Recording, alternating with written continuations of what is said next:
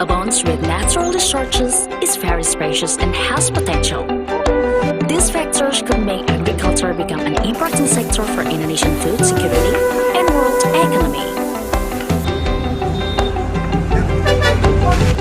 So now, how do we prepare it?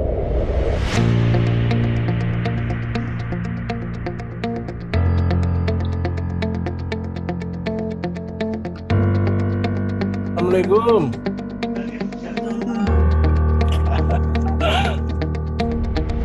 Faculty of Agriculture, Universitas Pembangunan Nasional Veteran Yogyakarta, would create human resources who are able to optimize the potential of agriculture in Indonesia, based on the spirit, state, given, and have a global perspective.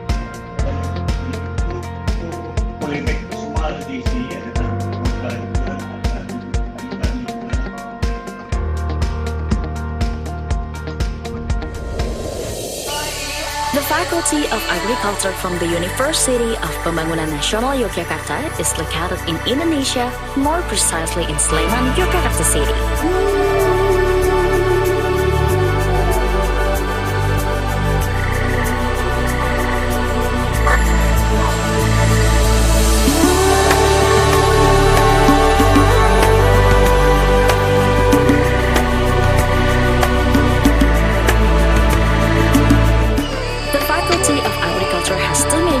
With 4 study programs. The first is the agribusiness major that has 2 study programs, consisting of an agribusiness bachelor's degree program and an agribusiness master's degree program. Second is the agrotechnology major that has 2 study programs, consisting of an agrotechnology bachelor's degree programs and a soil science bachelor's degree program. The Faculty of Agriculture also has an independent learning system, where students are able to take 3 credits outside of the study program. The form of the independent learning system may include a student exchange, an internship program, serving as a teaching assistant in an education unit, a village development program, an independent project or study, and military training. The Faculty of Agriculture itself has several complete supporting facilities. Classrooms equipped with air-conditioned rooms, audiovisual equipment, and internet connection. Such as the administrative facility, where students can fulfill all administrative needs easily and quickly.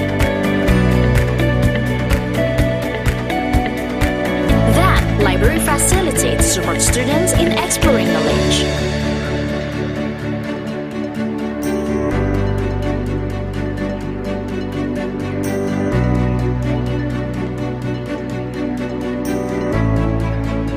The laboratory facilities, where each study program has its own laboratory, so students can easily do the research and practicums at any time.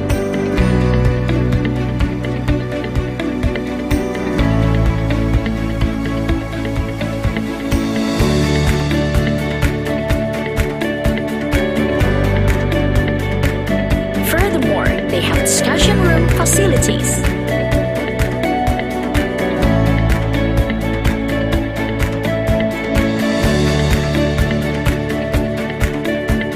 The last, greenhouse facilities, were also located in agricultural faculty.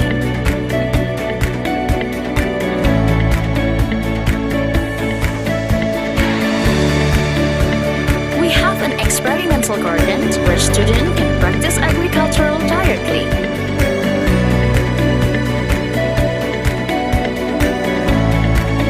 To support the implementation of the 3 Dharma of higher education, we have collaborated with various parties such as universities, government, and private institutions, both at home and abroad. Alumni of the Faculty of Agriculture have spread widely and have taken part in the development of the state of Indonesia and are members of ICAFE UPN Veterans Yogyakarta. Faculty of Agriculture, bringing knowledge for a better future.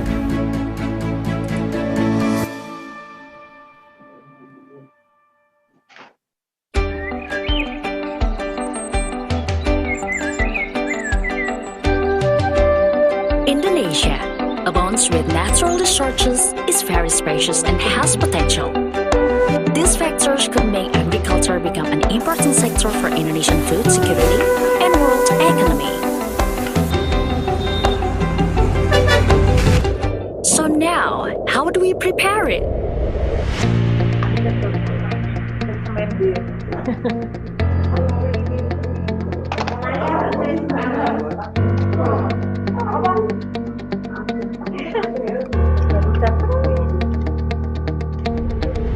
Faculty of Agriculture, Universitas Pembangunan Nasional Veteran Yogyakarta would create human resources who are able to optimize the potency of agriculture in Indonesia based on the spirit, state, given, and have a global perspective.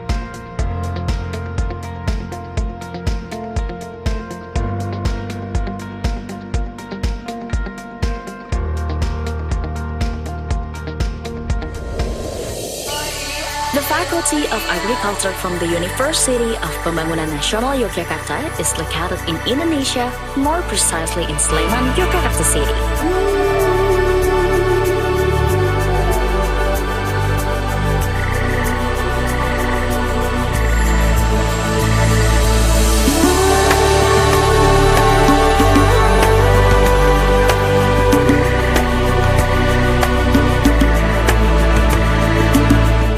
The Faculty of Agriculture has two majors with 4 study programs.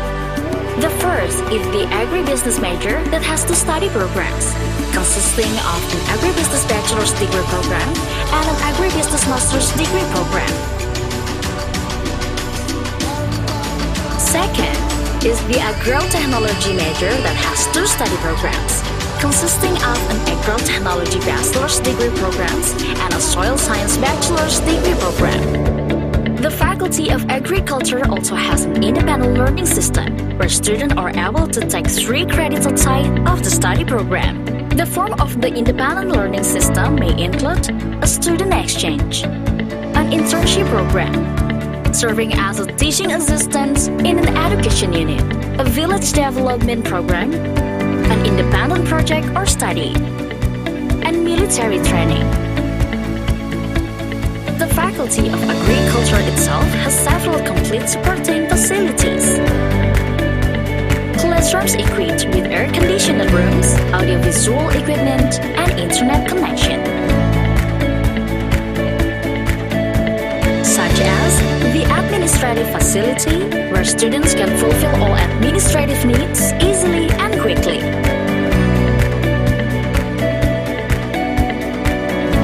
Library facility to support students in exploring knowledge.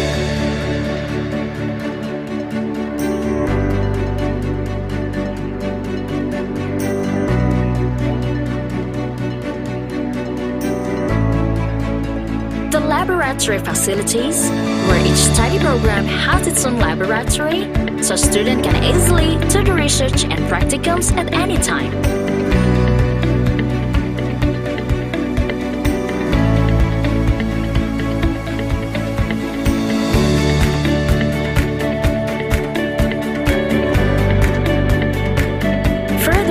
They have discussion room facilities.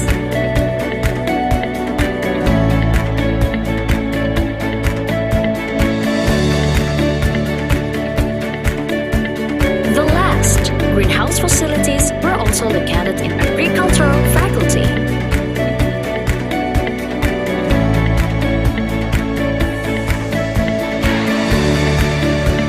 We have an experimental garden where students can practice agricultural directly.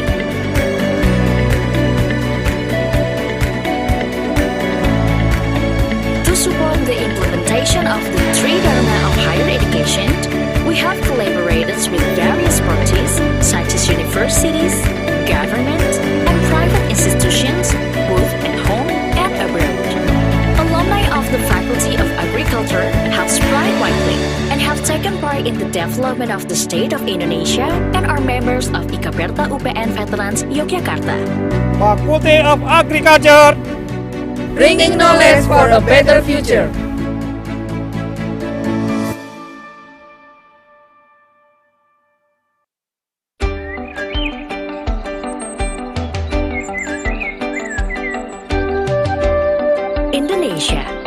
lands with natural resources is very spacious and has potential. These factors could make agriculture become an important sector for Indonesian food security and world economy.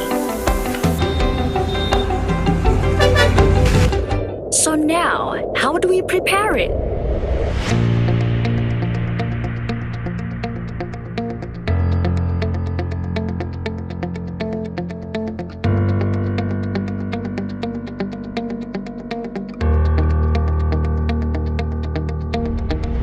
Faculty of Agriculture, Universitas Pembangunan Nasional Veteran Yogyakarta, would create human resources who are able to optimize the potency of agriculture in Indonesia, based on the spirit, state, given, and have a global perspective.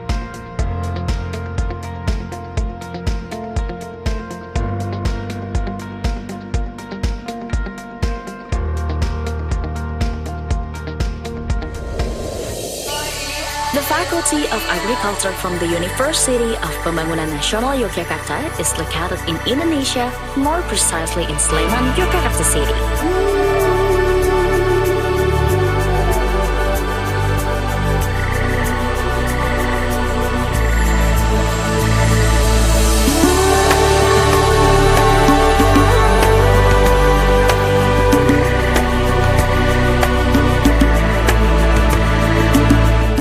The Faculty of Agriculture has two majors with 4 study programs.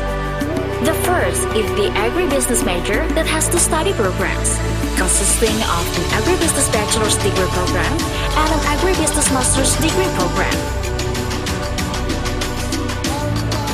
Second is the agrotechnology major that has 2 study programs, consisting of an agrotechnology bachelor's degree programs and a soil science bachelor's degree program. The Faculty of Agriculture also has an independent learning system, where students are able to take 3 credits outside of the study program. The form of the independent learning system may include a student exchange, an internship program, serving as a teaching assistant in an education unit, a village development program, an independent project or study, and military training. The Faculty of Agriculture itself has several complete supporting facilities. Classrooms equipped with air-conditioned rooms, audiovisual equipment, and internet connection. Such as the administrative facility, where students can fulfill all administrative needs easily and quickly.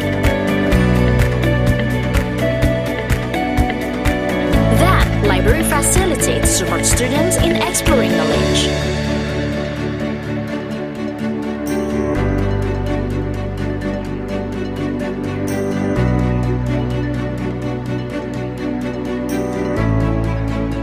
The laboratory facilities, where each study program has its own laboratory, so students can easily do the research and practicums at any time.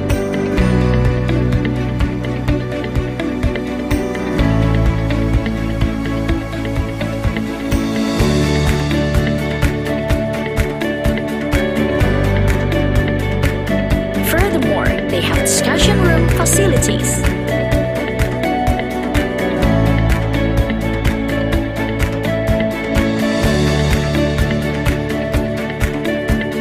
The last, greenhouse facilities were also located in agricultural faculty.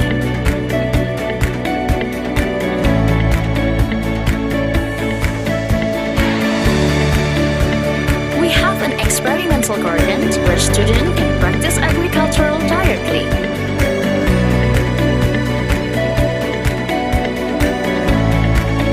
To support the implementation of the 3 Dharma of higher education, we have collaborated with various parties such as universities, government, and private institutions, both at home and abroad. Alumni of the Faculty of Agriculture have spread widely and have taken part in the development of the state of Indonesia and are members of ICAFE UPN Veterans Yogyakarta. Faculty of Agriculture, Bringing knowledge for a better future.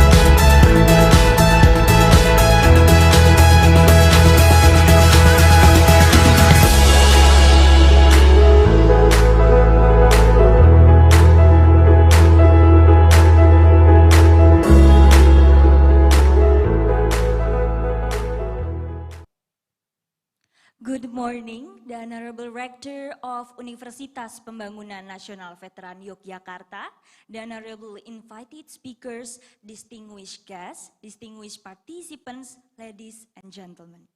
A warm welcome to you all to The first International Conference on Agriculture, Food and Environment, hosted by Faculty of Agriculture, Universitas Pembangunan Nasional Veteran Yogyakarta, in collaboration with Murai State University, University of Kentucky, Ehim University, University Putra Malaysia, and Western Sydney University. This conference is also supported by Entomological Society of Indonesia, Indonesian Society of Economics, Indonesia Soil Science Associations, Indonesia Plant Breeding Science Society, the Indonesian Phytopathological Society, and the Indonesian Science of Agronomy. Before we start, let us introduce ourselves. My name is Nadia Nura. I'm an agricultural technology student of Faculty of Agriculture, Universitas Pembangunan Nasional Veteran Yogyakarta, batch 2018. And my partner? And I'm Alang Amda Puspa, agribusiness student from the Faculty of Agriculture, Universitas Pembangunan Nasional Veteran Yogyakarta. Both of us will be your master of ceremonies today. Also, we will guide you into the whole these conferences. First of all, let us pray and praise the gratitude to God Almighty who always gives you His grace on this day, so we are able to get together to hold this conference. Pray, begin. Pray, finish. Before we start, I would like to read the agenda for the opening ceremony. First, National Anthem of Indonesia, followed by a song of March Bela Negara. Second, Chairman remark from the committee that will be delivered by Professor Insinyur Ali Munawar, Master of Science, PhD. Third, welcome speech by the Rector of Universitas Pembangunan Nasional Veteran Yogyakarta, and the official opening of the conference. Fourth, keynote speech by Dr. Insinyur Fajri Jufri, Master of Science, from the head of Agriculture Research and Development Agency. Ladies and gentlemen, let's start our opening ceremony. Please get ready for Indonesian National Anthem, followed by March Bela Negara.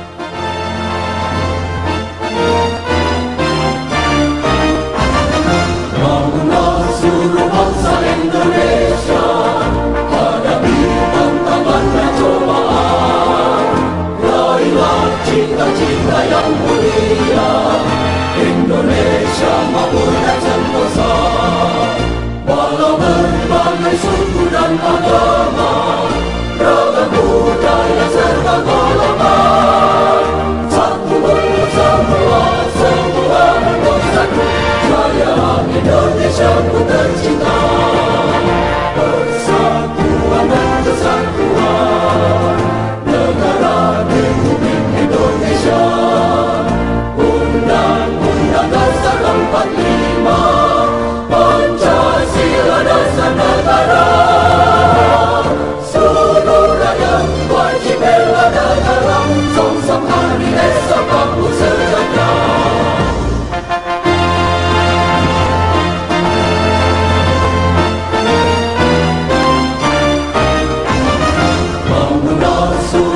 bangsa Indonesia, hadapi tantangan dan cobaan. Raihlah cita-cita yang mulia, Indonesia makmur dan sentosa. Walau berbagai suku dan agama, ragam budaya serta golongan, satu untuk semua, semua untuk satu. Jaya Indonesia ku tercinta, persatuan dan kesatuan negara Republik Indonesia. Undang-Undang Dasar 45, Pancasila dasar negara. Seluruh rakyat wajib bela negara, sama-sama hari esok makmur sejahtera.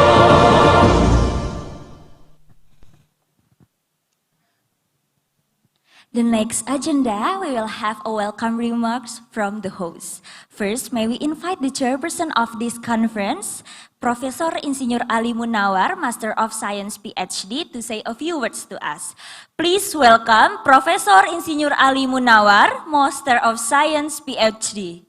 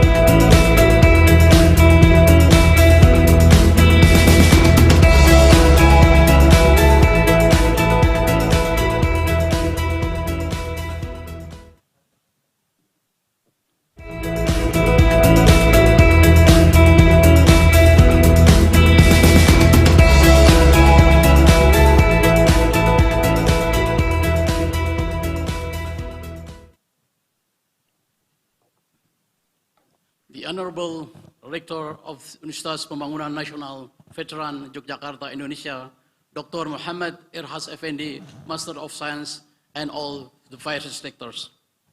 The Honorable Dean of the Faculty of Agriculture, Universitas Pembangunan Nasional Veteran Yogyakarta, Dr. Budiarto, and all vice deans. The Honorable keynote and invited speakers, Dr. Engineer Fajri Jufri, Master of Science, Professor John Grove, PhD, Professor Mad Nasir Samsudin, Professor Paul Harford, PhD, Professor Iin P. Handayani, PhD, Dr. Ernie Johan, Monsieur, and Associate Professor Dr. Rukmawati Brotojoyo, distinguished guests, participants, ladies and gentlemen. Assalamualaikum warahmatullahi wabarakatuh. Good morning, good afternoon, and good evening, because some of you are in the morning, afternoon, and as well as evening. With the blessing of Allah subhanahu wa ta'ala, the Almighty God, it is my pleasure to welcome you to the first International Conference on Agriculture, Food and Environment, or we call it ICAFE 2021, hosted by the Faculty of Agriculture, Universitas Pembangunan Nasional Veteran Yogyakarta, Indonesia, today. We hope we all stay safe and healthy under COVID-19 pandemic, which is still going on right now. In these occasions, I would like to happily inform that this ICAFE 2021 will be attended by speakers and participants from various backgrounds, researchers, government officials, practitioners, academia, students from several countries like Australia, Hungary, Japan, Malaysia, Philippines, United States, and certainly Indonesia.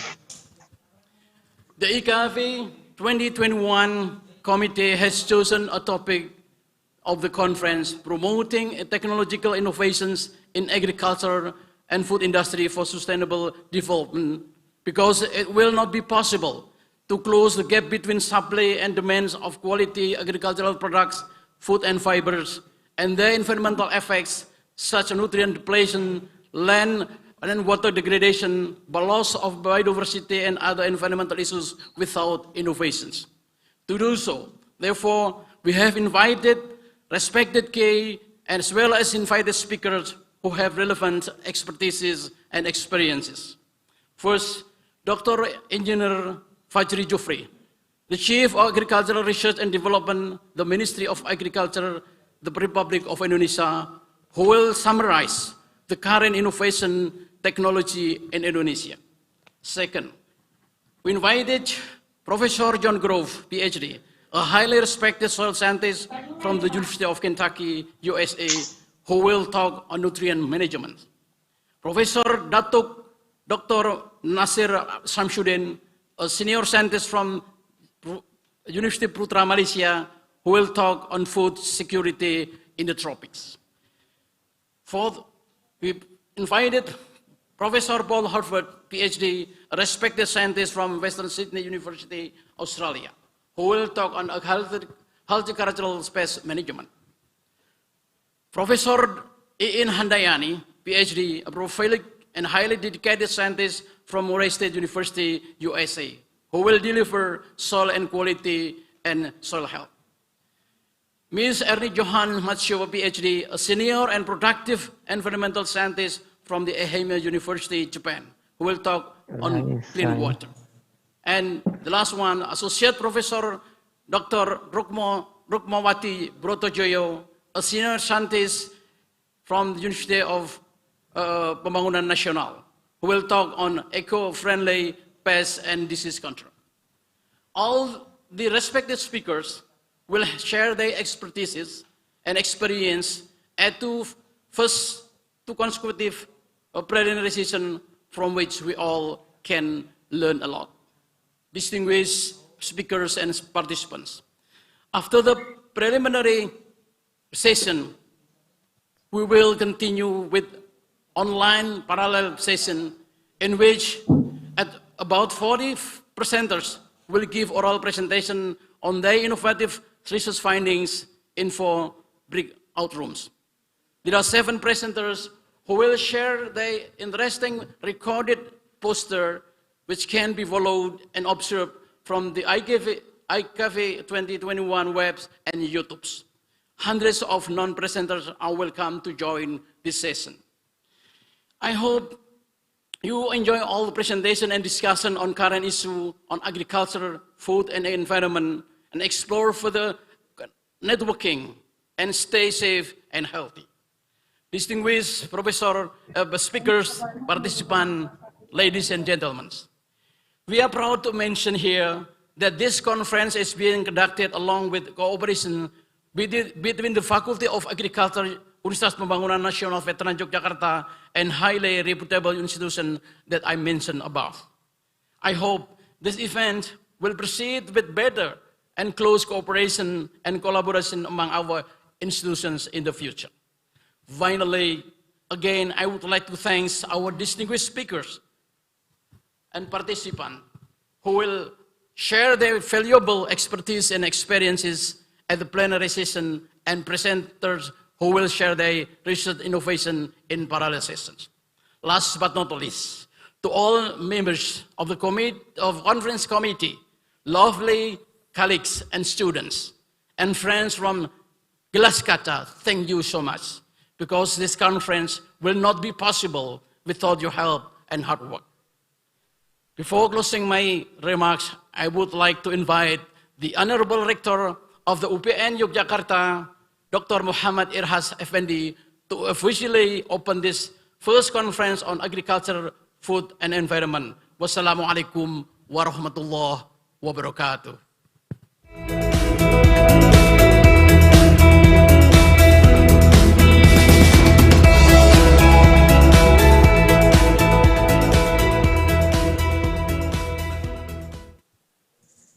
Thank you to Professor Insinyur Ali Munawar, Master of Science PhD, that they give the opening of this speech. Also, This professor already giving his info about the further discussions that will be many expertise will give their knowledge about their experiences. Second, it is now our deep pleasure to invite Director of Universitas Pembangunan Nasional Veteran Yogyakarta, Dr. Insinyur Muhammad Iras Effendi, to deliver his welcome speech. He will also open this conference officially. Please welcome Dr. Muhammad Iras Effendi.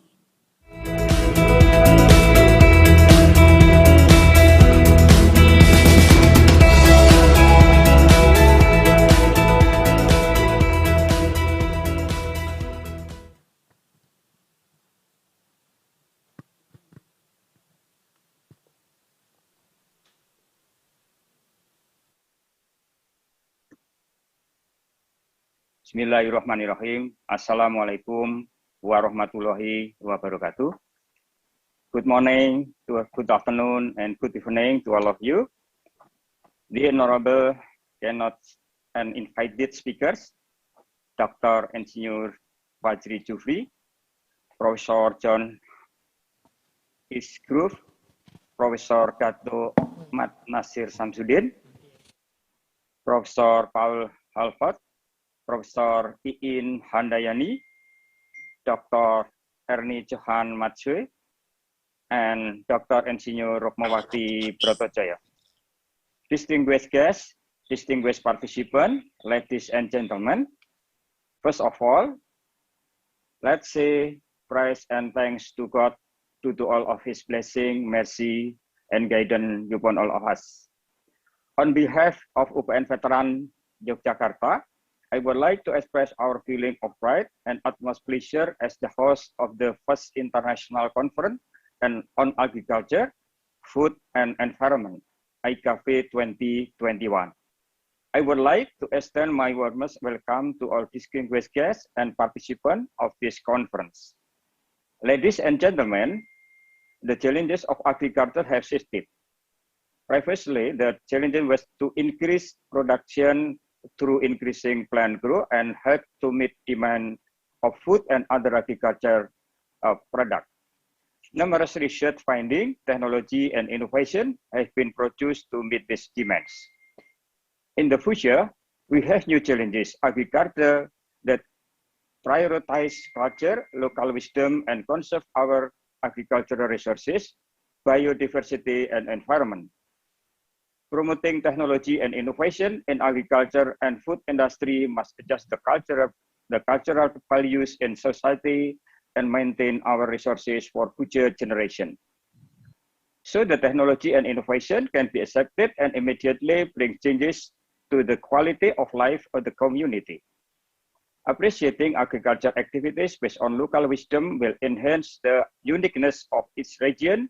There will be increasing diversity. High diversity will present unexpected technological alternatives. So far, agro ecosystem tend to be ecosystems that have low biodiversity. Developing agriculture system that reduce the loss by biodiversity and environmental pressure are challenges for agricultural researchers worldwide. I hope deep understanding such challenges can help us develop more sustainable agriculture. Ladies and gentlemen, I do hope this conference will provide you a stimulating environment to share experiences and discuss your research findings in addressing the current issues on agriculture, food, and environment.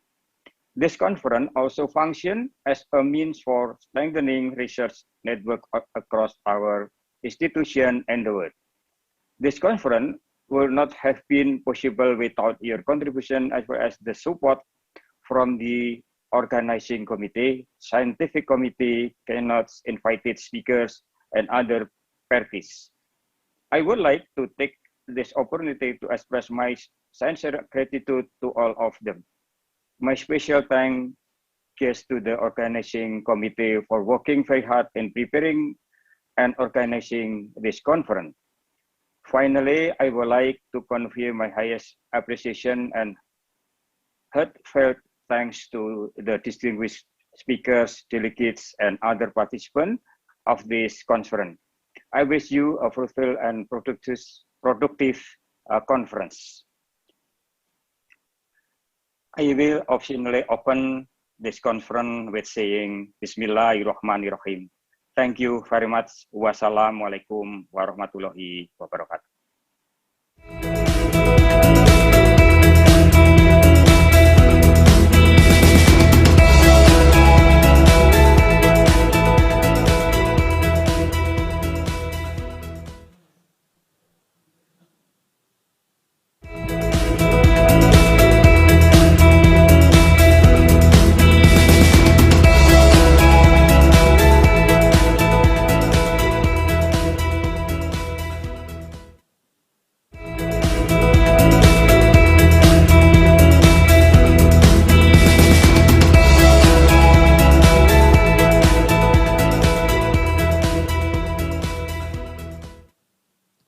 Thank you, Dr. Insinyur Muhammad Iras Effendi, for giving his speech about the technology will increasing the quality of the food industry, also the sustainable agriculture, also the environment. And he already officially opening the conference officially. The next agenda, we are very honored to have invited Dr. Insinyur Fajri Jufri, Master of Science, from Head of Agriculture Research and Development Agency. Now, in just about a few minutes, he is going to share with you his insight and expert knowledge surrounding the adoption of technology related to agriculture sector. But before he starts, I will read our keynote speaker CV. For your information, Dr. Insinyur Fajri graduated from Universitas Hasanuddin with his bachelor degree in 1993 and graduated with his master and doctoral degree in Institut Pertanian Bogor in 2000 and 2005. Right now, he is serving as Head of Agricultural Research and Development Agency and the Chairman of Indonesia Agricultural Meteorological Association from 2019. He already has 50 pieces of publication, including journal, proceeding, and books. And now let's invite Dr. Insinyur Fajri Jufri, Master of Science, to give his keynote speech. Please welcome Dr. Insinyur Fajri Jufri, Master of Science.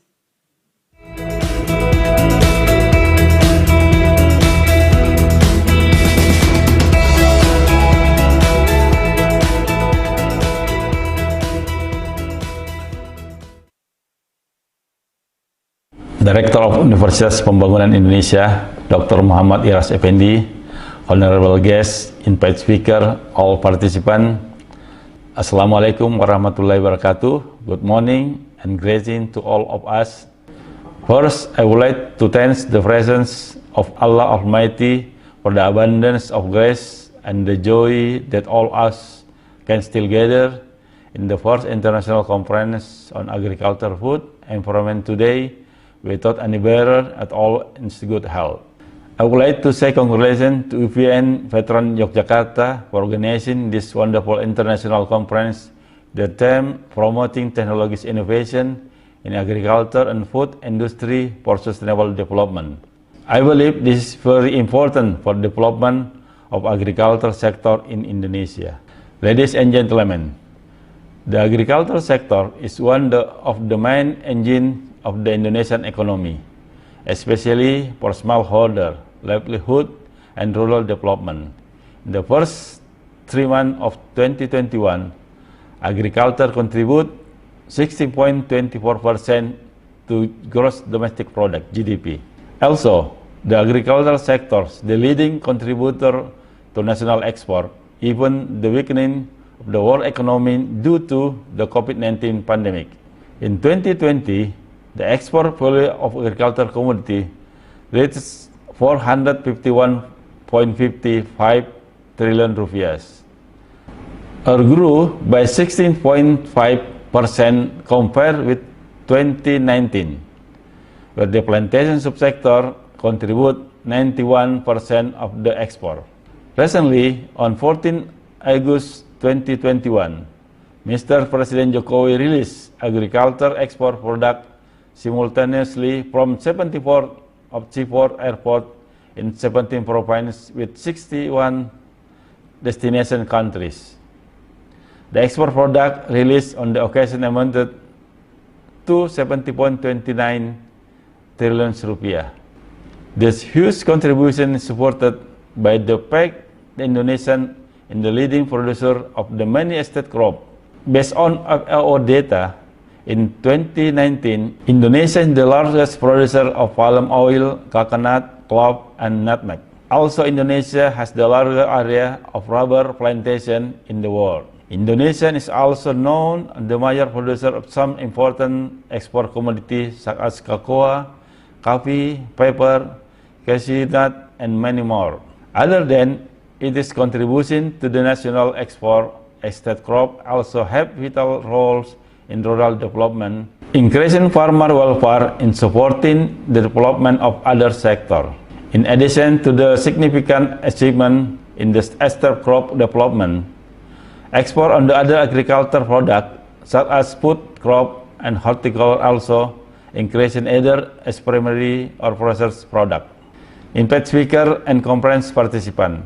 The agricultural development in Indonesia faces many issues covering social, economic, and environmental aspects. Even though agriculture is considered one of the main causes of environmental externalities such as deforestation and land use change, which contribute to climate change, agriculture is also highly affected by the change in climate pattern. A small-scale farmer still dominate the plantation subsector. The productivity is relatively low.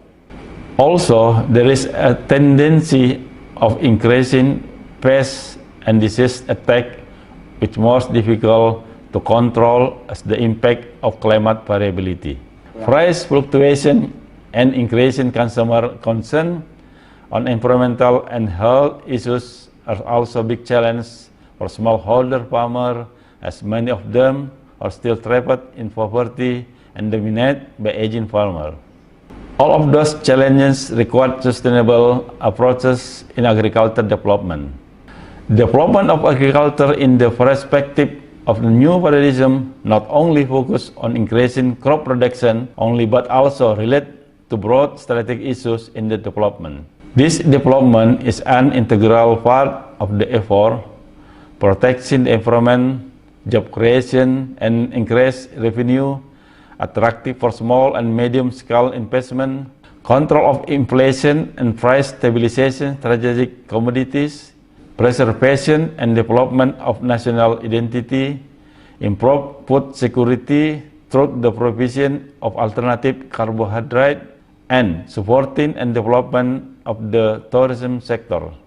Ladies and gentlemen, superior varieties for many important crops have been released with the potential advantage in high productivity and quality, resistance to pests and disease, adaptability to specific climate conditions, as well as adaptability to the local environment.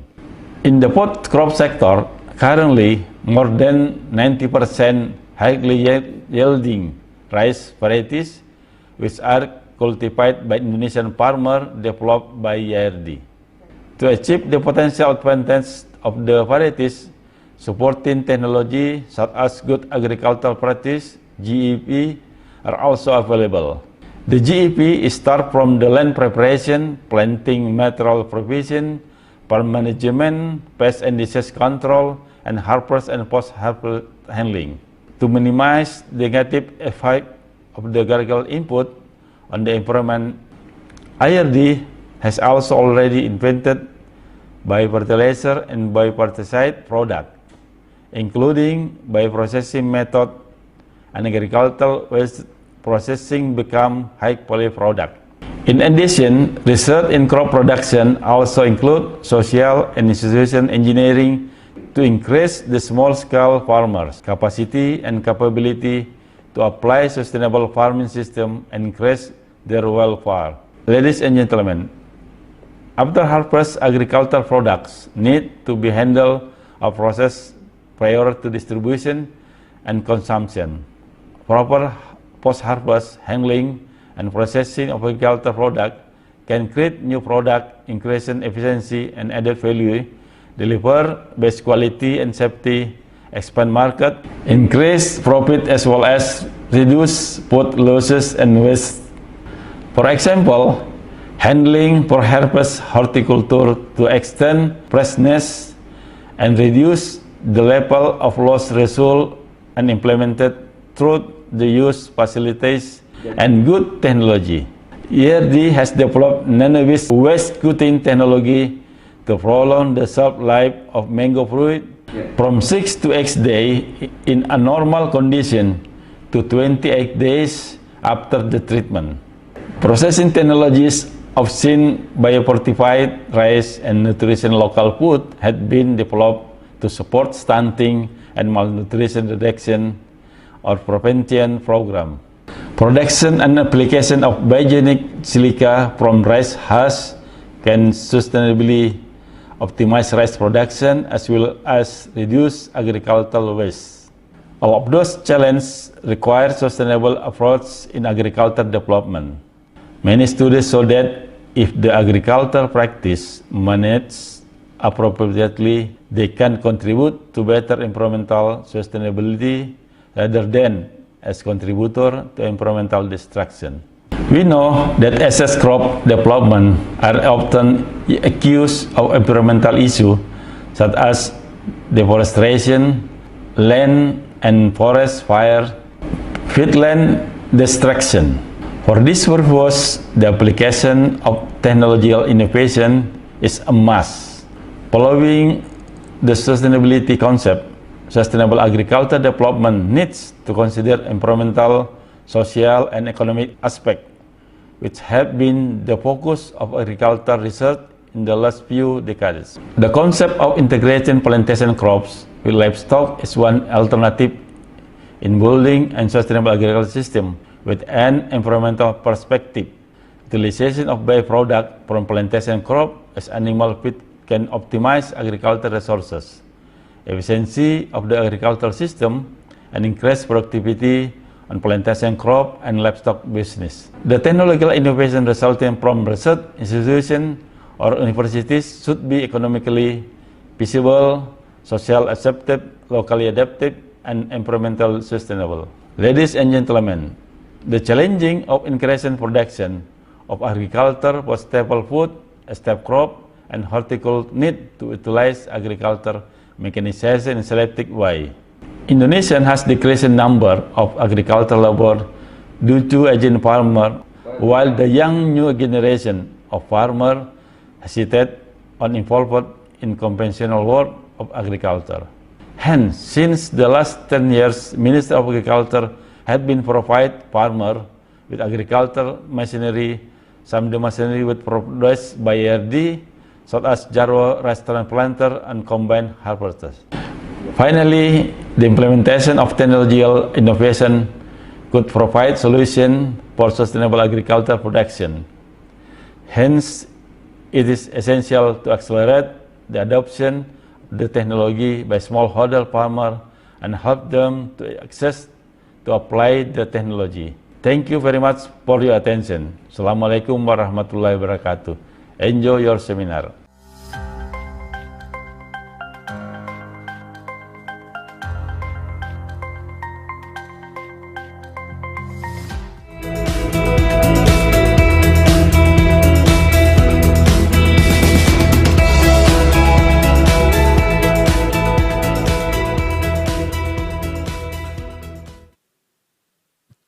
A very big thank you to Dr. Insinyur Fajri Jufri, Master of Science, from Head of Agriculture, Research and Development Agency for delivering his keynote speech.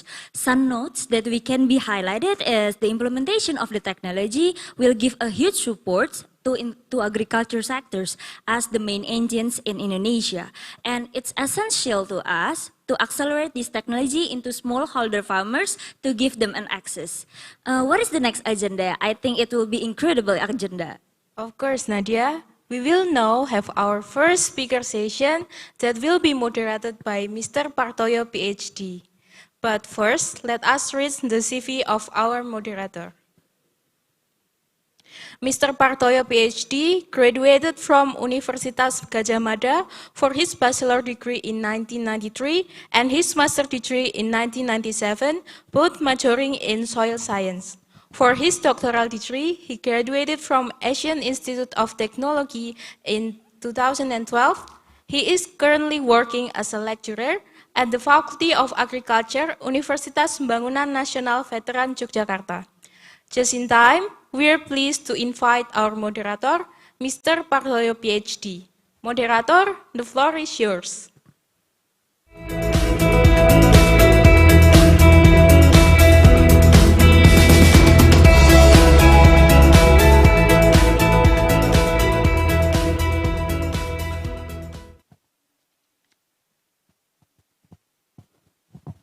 Thank you, Alang and Nadia. The honorable keynote speakers, distinguished guests, distinguished participants, ladies and gentlemen. Welcome to the first round of plenary speaker session. We are in the International Conference of Agriculture, Food and Environment 2021.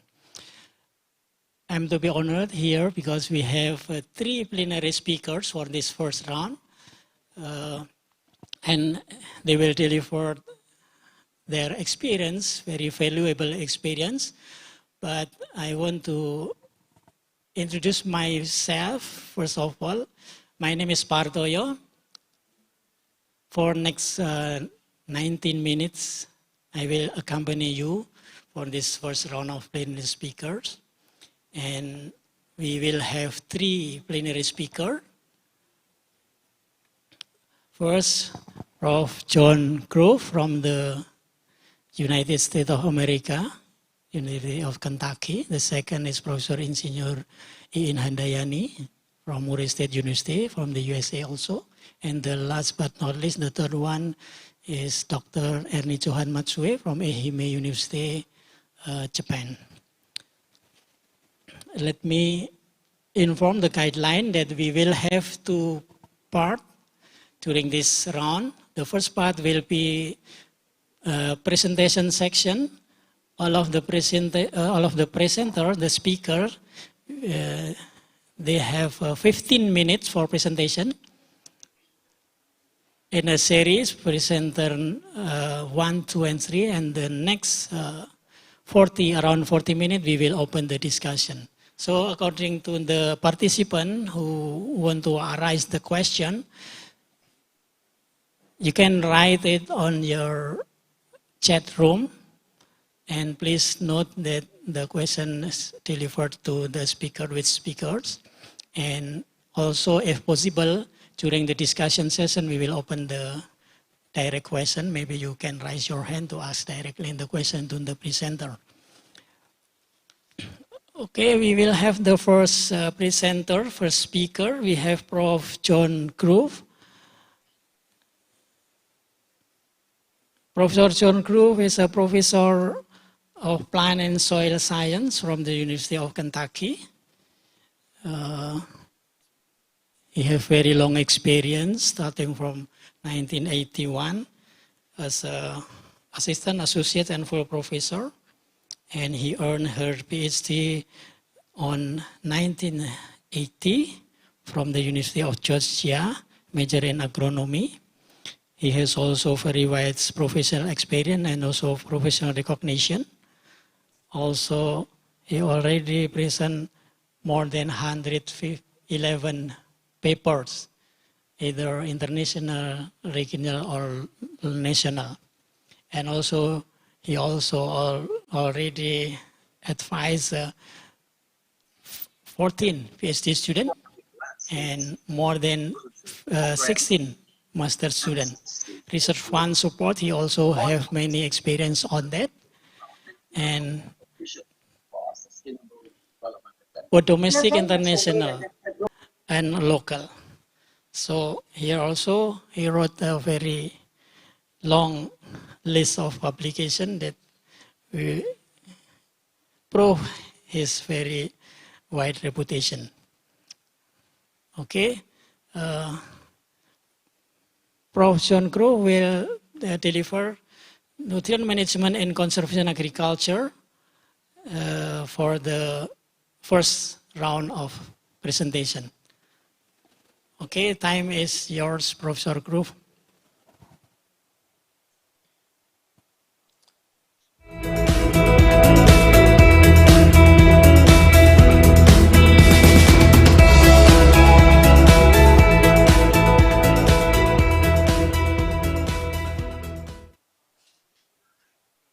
Thank you very much for that kind introduction. The topic I'm going to speak on today is nutrient management in conservation agriculture. The focus of this presentation will be no-tillage soil management, which is the conservation agricultural system with the least amount of soil disturbance. In Kentucky, no-till fields are generally more productive than tilled fields. We practice mostly dryland agriculture. We don't produce rice or other flooded system crops. In general, we see higher no-till crop yields with adequate nutrition. Why this happens is because in our environment, no-till soil properties cause improved resources for crop growth, but those properties can complicate how the farmer provides that adequate nutrition. The physics of a no-till soil in our environment is that, number one, it is generally cooler all year long because of the mulch residues that are on the soil surface. Those same residues cause the soil to be generally wetter after every rainfall event. Taken together, those first two items also cause the soil to have a higher heat capacity. It takes more energy, more sunlight to raise soil temperature. In some situations, we also have a higher bulk density with no-till soils compared to tilled soils that have been recently fluffed up by tillage.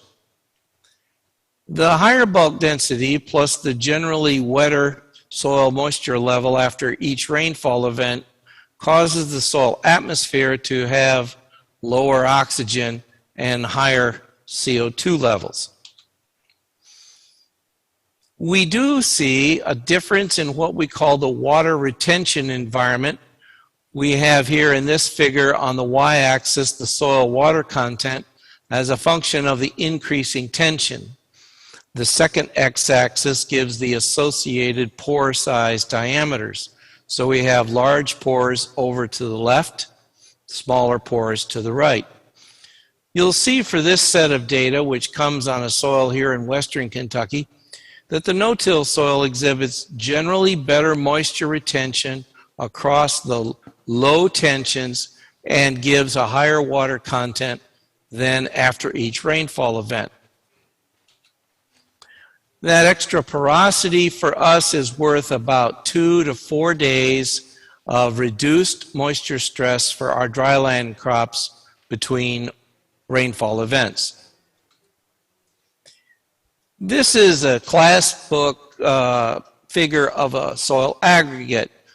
You can see in the middle here a piece of organic matter, perhaps a piece of root. You've got the lamella of clay as part of this, and there's also a void space pore in the more central portion of this aggregate.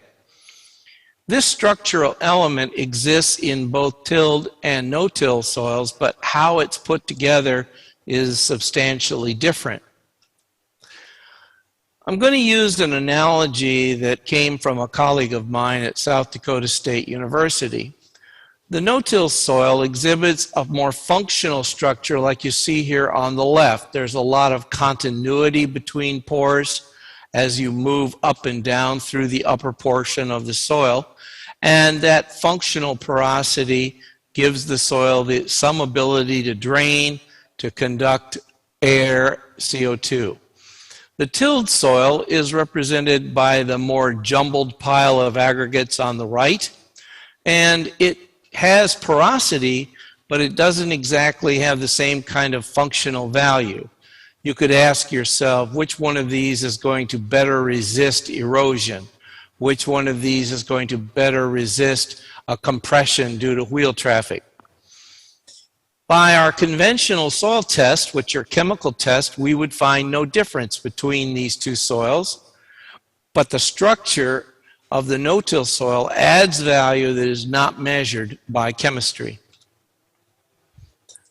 Turning to the soil chemistry, the one thing we notice in a reduced till or no-till environment is that the fact that most of the amendments, whether it's nutrients, lime, residues, are added at the soil surface. Physically, this also brings nutrient cycling into play because certain subsoil nutrients are brought up to the surface as well. Nutrient cycling leaves crop residues at the soil surface. Tillage mixes and dilutes the surface soil chemistry, including organic matter, nutrients, and acidity, over the volume of soil that is disturbed during the tillage event. So no-till soils exhibit what we call chemical stratification. The corn growing here is roots are at the surface. There's a mulch that protects the soil from erosion. It also keeps the soil moist. But it's also true that the carbon, the nutrients tend to be stratified towards this surface environment. This is an example where we're looking at soil organic carbon by depth in megagrams per hectare. That's this x-axis up here, as a function of the y-axis, which is depth in the profile. This is a long-term study where there is some grass sod surrounding the plot area, and that's these open diamonds. The closed squares are a no-till corn area that's received 336 kilograms of nitrogen per hectare per year.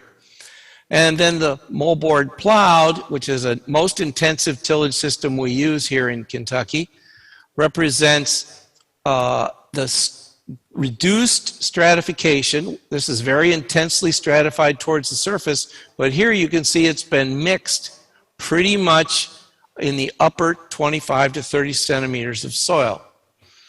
So this is what we mean by stratification.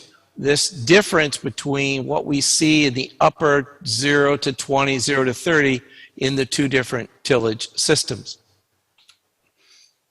We see the same thing with other nutrients. This one is phosphorus.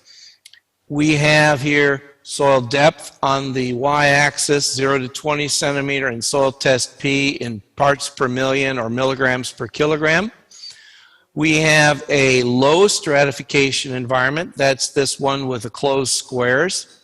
And then we have a high stratification environment where we have the closed diamonds. These actually both average 20 ppm. But you can see in the highly stratified environment, most of that extra phosphorus is in the upper 5 centimeters, whereas it's much reduced below the tilled soil in the lower 10 centimeters of this 20 centimeter profile. Moving on to biology, we see larger numbers of microbes in our no-till soils, but we tend not to see quite as much difference in what we call the diversity of the microbial community. The microbial community tends to be there, but some of the activities are changed by the no-till soil environment, and certainly the overall level of activity at the surface is greater. It is more stratified. We think the numbers for microbial activity follow the food source distribution, which is strongly favors deposition near the surface. We also observe slower aggregate turnover because we don't get tillage that breaks up the aggregates, causing them to exhibit a flush of growth, particularly in the spring. We have a little bit lower activity rates for that time period when you compare a no-till soil to a recently tilled soil.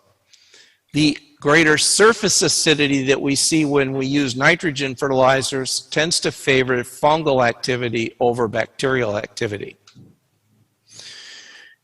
Nitrogen is probably the nutrient that presents us with the most challenge in no-till environments, and it definitely is impacted by no-till soil biology.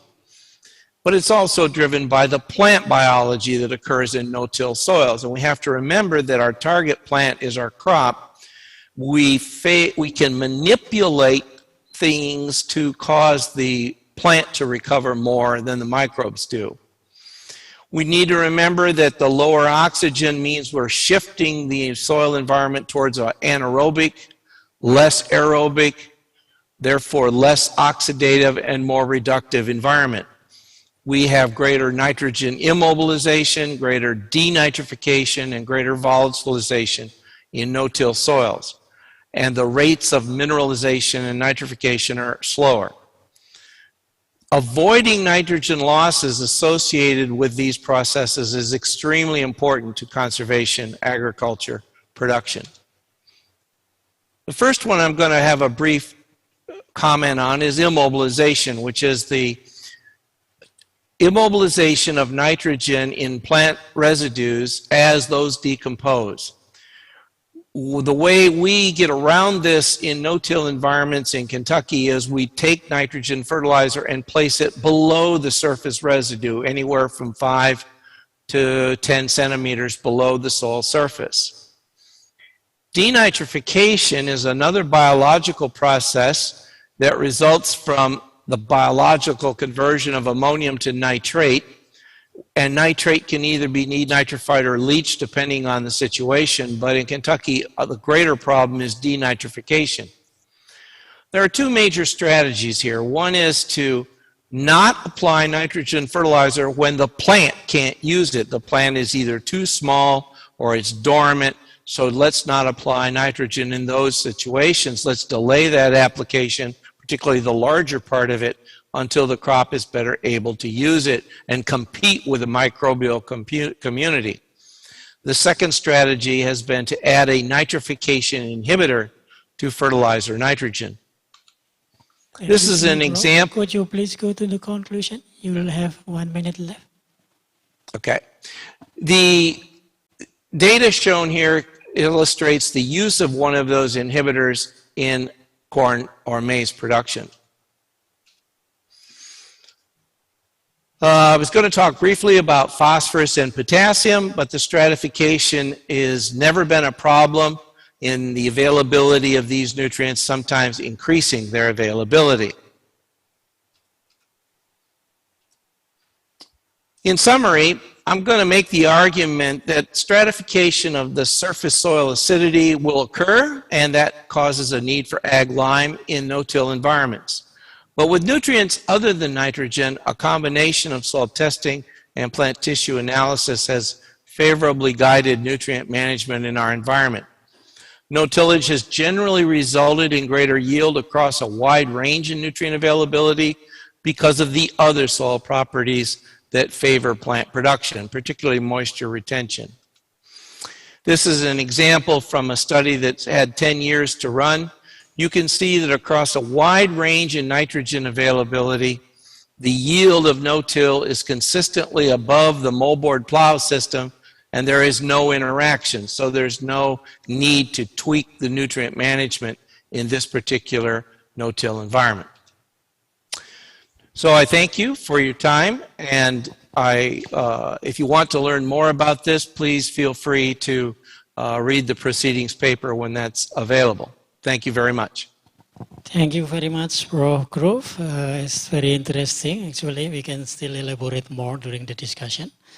Thank you very much. Let me move to the second speaker. We will invite Professor Insinyur Iin Handayani, MSc PhD. Professor Iin is a professor, scientist, speaker, and consultant from Murray State University, Kentucky, USA. She has many experiences as editor, associate editor, as well as reviewer of research paper for several national and international journals. Professor Iin is a professor of soil science, agronomy, and Hudson School of Agriculture, Murray State University, Kentucky. She earned her PhD with a research specialty in soil ecology from University of Kentucky. She finished her master's degree in soil management from University of Arkansas and her bachelor degrees in agriculture from Gajah Mada University, Indonesia. So many awards she got. Distinguished Mentorship Awards, Outstanding Research Awards. Some I want to read because it's very outstanding. Teaching Excellence Awards. Fulbright Senior Scientist, the best researcher and distinguished professor in Indonesia. And also so many awards for the best presenters and on the best research paper. Professor Iin will deliver a presentation about soil health management for sustainability.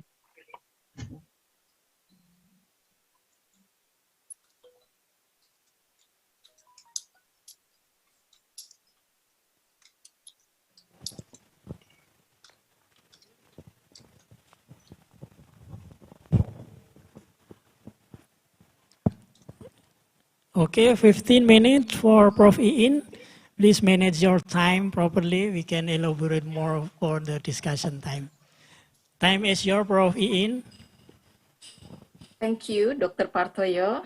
It's a pleasure for me to share my presentation today.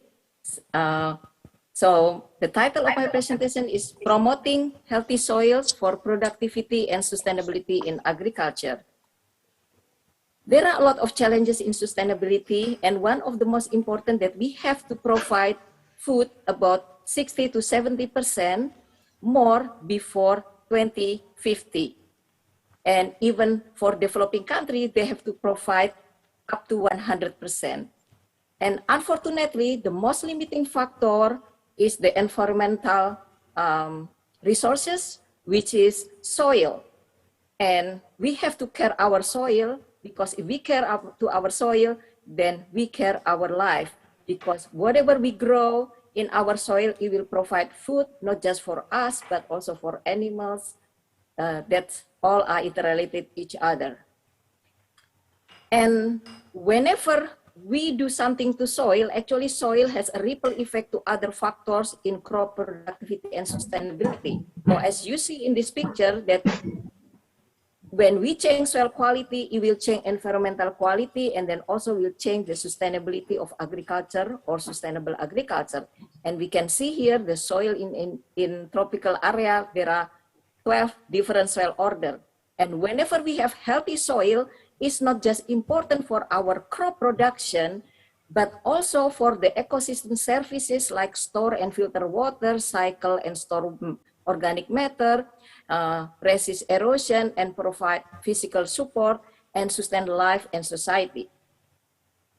And Indonesia especially has a lot of soil order, and from organic one to mineral soil, from old soil, young soil, everything we can find in Indonesia related to soil quality, soil order. So the management of soil has to be kind of site-specific and customized. Just when we apply smart farming, we have to be kind of customized. And soil with climate and weather will influence the plant growth and yield. So we have to consider to manage the soil health wherever we go or wherever system we put in our soil management. So what the critical thing about soil health right now? Well, of course, related to world population. So it's kind of all are related to our problem. And then improving soil health is a key to long-term sustainable agriculture, because the sustainable in crop production not just related to the fertility status, but is more complex than that. And as you know, no healthy plants, no healthy food without healthy soil, because even though we can grow plants without soil, but still soil is the most important resources to provide food or crops for our life. And then also healthy soil matter because it indicates high performing and productive soil, reduce production costs, therefore is more profitable, and protect natural resources on and off the farm, and also increase the farm efficiency, and you can see that the nation that destroy its soil, it will destroy itself. And in this case, you have to know about the different soil fertility and soil productivity. Soil fertility is kind of the status of the soil and actually is related to chemical analysis. And then the soil productivity is the capacity of soil to provide good environment, especially related to what kind of crop that we grow. So it's kind of more specific. And also healthy soil is related to the sustainable development goal, which is the theme of our conference today. And there are 8 sustainable development goals that are related to healthy soil. And soil fertility, long time ago, we have term what we call soil fertility, and then become soil quality, and then soil quality becomes soil health right now. And then when we talk about soil health, we not just particular talking about the properties, but the function of soil itself. So when we talk about soil health or healthy soil, the definition of soil health is the continued capacity of the soil to function as a vital living ecosystem that sustains plants, animals, and humans. So you can see here that we really focus on the function of soil, especially related to the whole ecosystem services. Therefore, when we talk about soil health, it's related to crop health, food quality, farm health, ecosystem health. So it's kind of more general, more complex. Therefore, the measurement of soil health is a little bit more compared to just the properties of soil itself.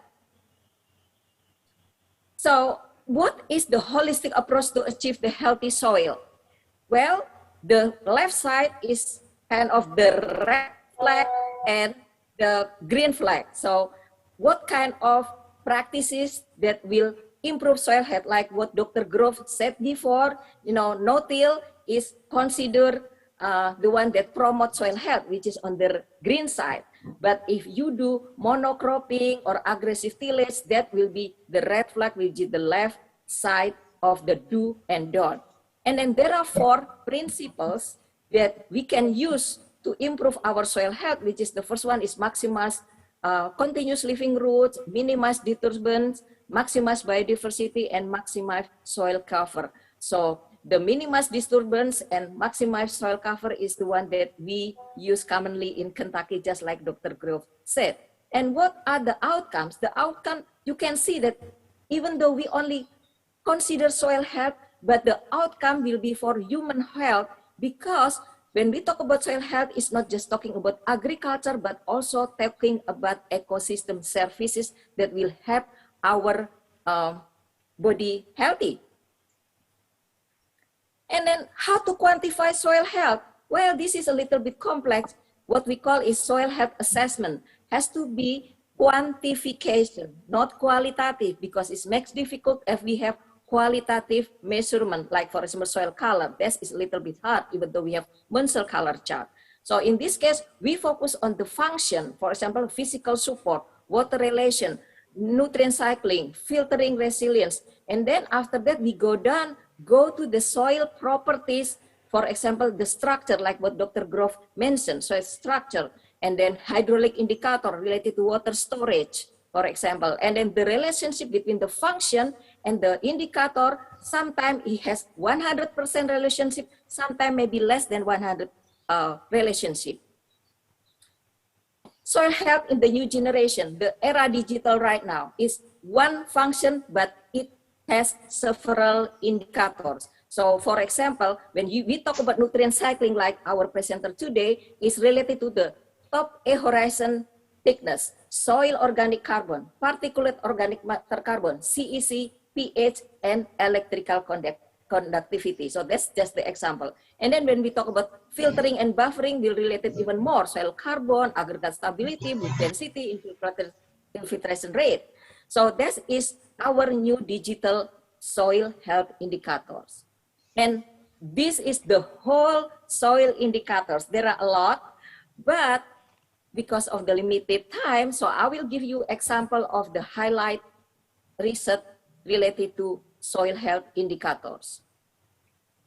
So you can see here in different world, there are different soil profile here and different soil quality, of course, different soil health.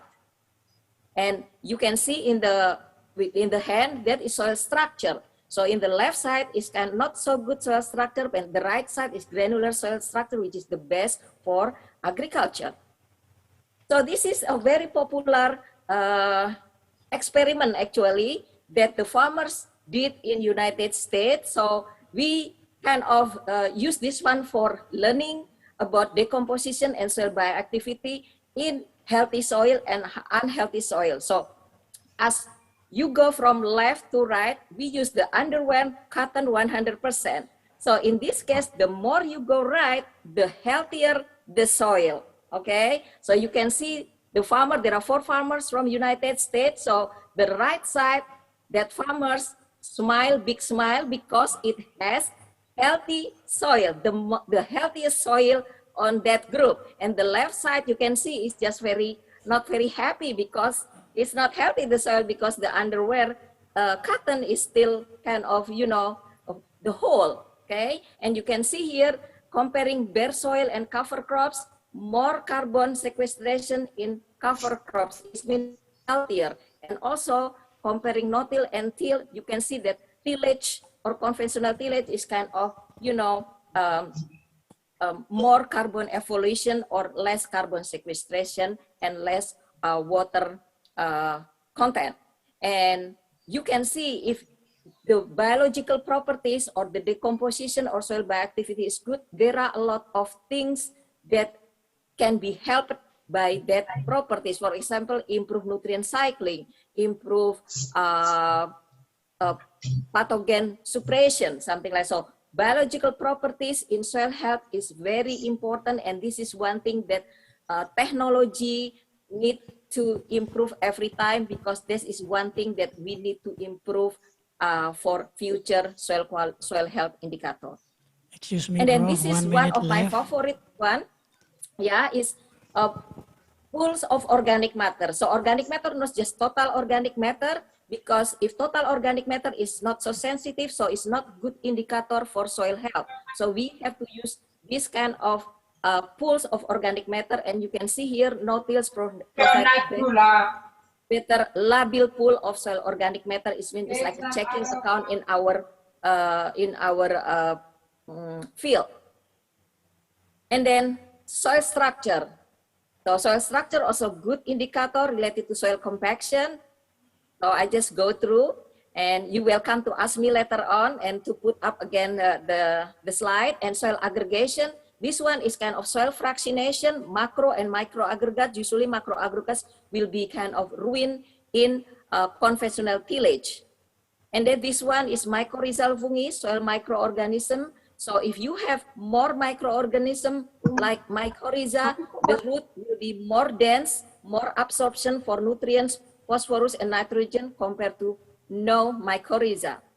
And then this is the indicator. If you have healthy soil, then you have that kind of bacteria and others, that's number. So it has number. And here again is the data about microbial biomass cupboard, is labile pool of soil organic matter. And then this is the new generation of soil health indicators. So we have a lot of threat. We have soil function, but we have ecosystem service. They are related each other and more complex. And right now we develop more indicators, especially in biology, for our new generation of soil health indicator. And this one is the future prospect of soil health, not just for crops, but also for water quality, human health, and climate change.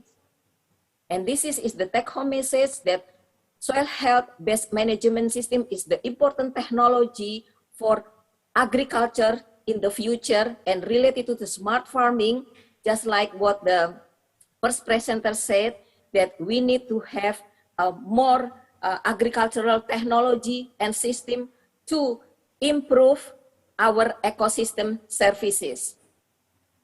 Thank you, and I will be glad to answer any question from you. And also you can read in the proceeding my paper related to soil health management. Thank you. Thank you very much, Prof. Iin. Very interesting presentation, very nice picture also, you said in one slide. from Professor Grove, Nautilus, and soil health from Professor Iin. This is all for human health. So we are to agree, I think we do agree with this statement. And last but not least, we still have one speaker.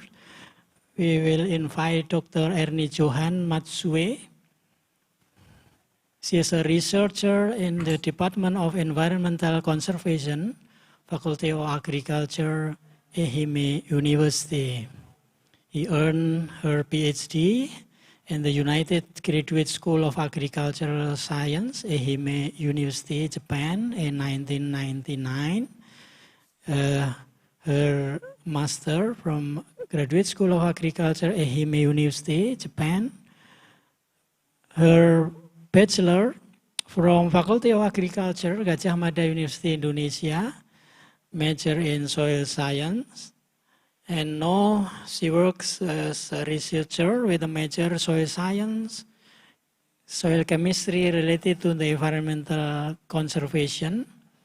She has a long work experience. As she wrote here, she was a faculty member of Faculty of Agriculture UPN Veteran Yogyakarta, Indonesia during 1990 until 1999. And presently, she works as a researcher in Ehime University. Some awards she wrote in her CV: Best Potter Presentation, International Symposium on Zeolites and Microporous Crystals. And also the second, she was also Best in the Indonesian Diaspora 2019. And okay, could you please, Prof. Iin, to stop your share screen? Thank you. Research grant, I have a long listed here. Research grant from Dr. Ernie Johan, and also more than 40, almost 50 academic papers he already published. And today, Dr. Ernie Johan will present about the development of layered double hydroxide LDH sheets for disinfection of bacteria in drinking water.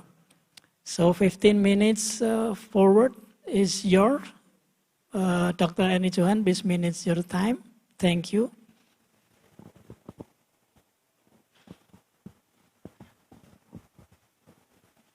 Your microphone.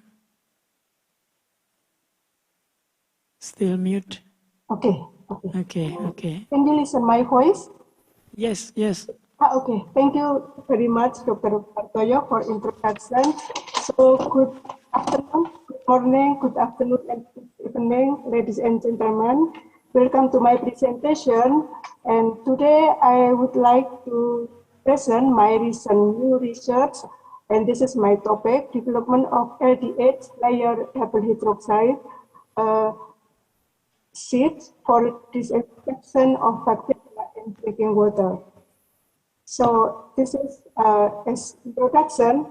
I came to Japan in 1993, and I was so surprised when I noticed that we can drink water from tap water directly.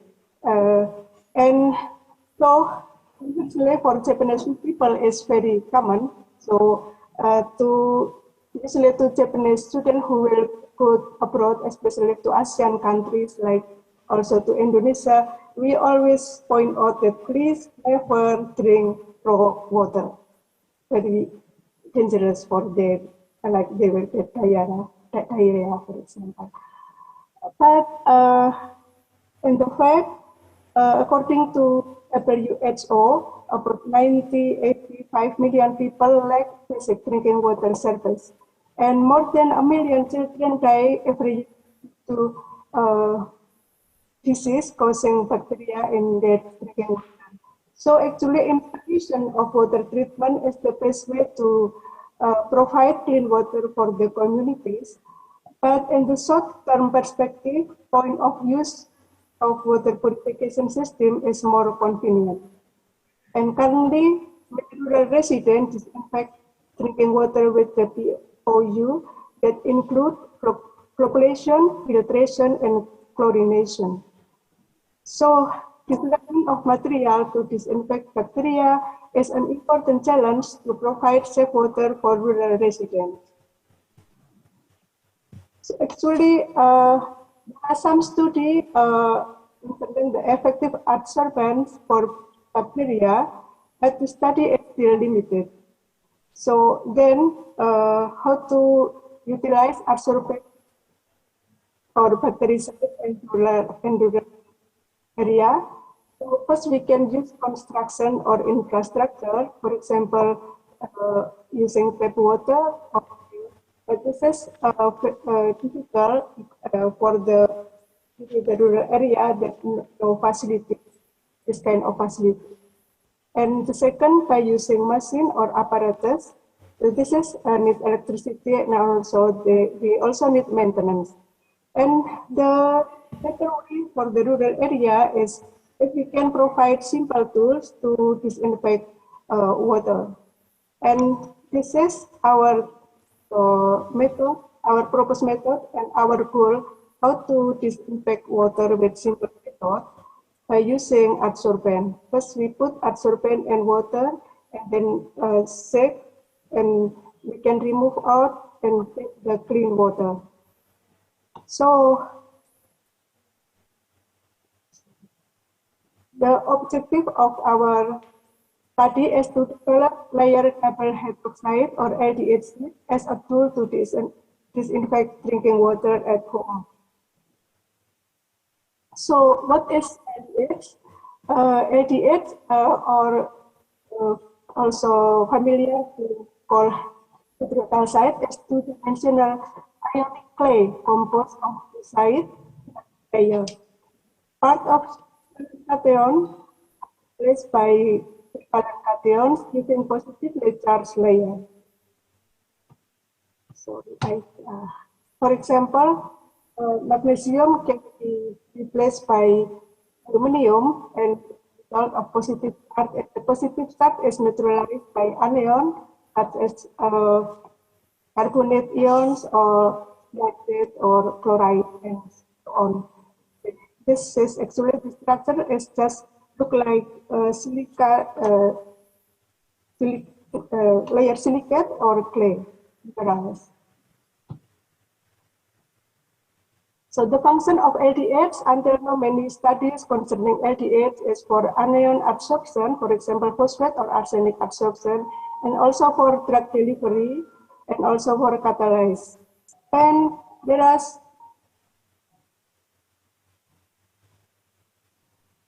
some study also for adsorbent for bacteria or viruses, but the study is still limited. And another problem to use LDH in water is difficult because LDH is powder, so difficult to recollect after disinfection. So here in this study, we prepare LDH sheet by embedding LDH into non-woven fabric sheet. This is the material. So we synthesis magnesium and magnesium aluminum LDH and zinc aluminum LDH by co-precipitation method. This is the molar ratio: magnesium, aluminum nitrates, and sodium carbonate and sodium hydroxide. Sorry, I use animation. It's yeah. So first we mix magnesium and aluminum solution, and then and sodium carbonate under stirring, and then after that we add sodium hydroxide also under stirring to increase the pH up to 10 to 11, and then this suspension is heated at 80 degrees Celsius for 24 hours, and then washed.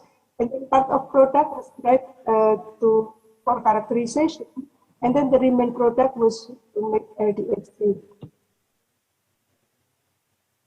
And for, sorry,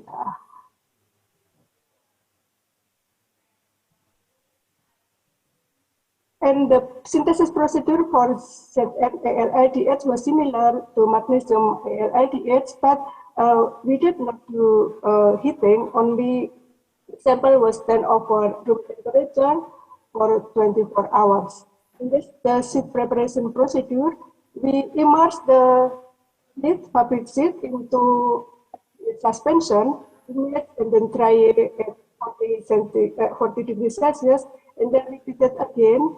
And after we got this dried seed with LDH, this is the important process. We heat the seed at 106 degrees Celsius for 8 minutes. Then the seed was washed by vigorous recycling to remove unattached LDH. Finally, we dried the seed, and this is the product we got. So this is the original fabric seed, and this zinc aluminum LDH and magnesium aluminum LDH. And this is, let's go to characterization of the LDH and LDH seed. This is the portal XRD of synthesized product. This is magnesium ALDH, and this is zinc ALDH. So we can see here like the good crystallization, high crystallization of LDH. And this is the powder X-ray diffraction of the LDH seed. This is for the original non-woven seed. This is for magnesium, aluminum seed, and for zinc aluminum seed. Well, this is the FDM image of LDH, upper one, and then the LDH seed in the bottom. This is for for magnesium ALDH and for zinc LDH. So the particle size is very fine. So we can say about around 100 nanometers for aluminum and around 300 nanometers. And this is for non-woven seed. So we can see here, this is the, the fiber, look like fiber, long fiber, surrounded by LDH. And this is the FTIR, spectra, and PGDA of the samples. This is for magnesium LDH and zinc ALDH.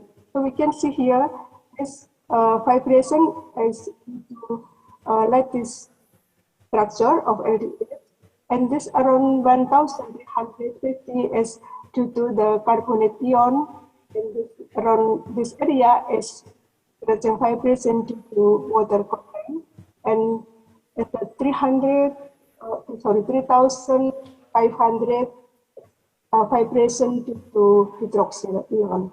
And this is the TGA that shows the similar trend. This is the thermogravmetry indicating the loss of the LDH because of heating until 1,000 degrees Celsius. And this is the endothermic peak due to loss of water. This is due to loss of OH minus, and this is the loss of water, the loss weight due to carbonate ion. So let's continue to the disinfection test. So we use 100 ml of water and add E. coli culture with density around 1,000 per ml. And then we add LDH seed and then shake for 24 hours under this condition. And then we measure the survived E. coli. It's measured by via platelet count method using LB agar. So this is just very simple, but for me, this experiment is really takes time and also needs action. So this is the result. This is the effect of LDHs on the amount of survived E. coli. This is plain water without adding LDH. For 0 time, the E. coli number is 1,200 CFU per mil, and after 3 hours, it increase about more than twice. Then after 24 hours, very much become 25.1 million CFU per mil. And for an aluminum LDH, so the after 3 hours already decreased up to 0, and still maintain 0 up to 24 hours. And for magnesium aluminium, there are also absorption effect, but less as compared to the zinc LDH. So after 24 hours, still remain 530 CFU per mil, but even though it's still very low, very small as compared to the plant. So this is the picture of water, of tested water after 24 hours. This is for the plant, this is for zinc, and so we can see the water is clean, and this is turbid because of growing E. coli. And this is the UVB spectra of the water after 24 hours treated with LDH seed. This is for the plant. Lower transmittance means the water is turbid. This one is for aluminium magnesium LDH. The green one and the red one is aluminium zinc LDH. And usually the turbidity is measured by 660 nanometer of length. So the transmittance, with the lower transmittance, it means turbidity is higher. So we can see here the the ZFA acid gives the highest transmittance. So this is the mechanism. There are two mechanisms of the absorption. First is absorption. This is occur in both magnesium aluminum LDH and ZN aluminum LDH, because LDH has positive charge, and usually commonly bacteria or viruses has negative charge, so it's like the attractive of the positive ion and negative ion. Excuse me, 1 minute left, Dr. Ernie. Okay, thank you. The second is killing effect. This is occur only for ZN LDH. Sorry, because this ZN LDH can release very few ZN, and the ZN will kill E. coli. So finally, this is my conclusion and suggestion. So we successfully synthesized two kinds of net magnesium AlLDH and zinc AlLDH with high crystallinity. And the LDH embedded seed of both LDH were effective to suppress E. coli and water by means of absorption. This is the main mechanism.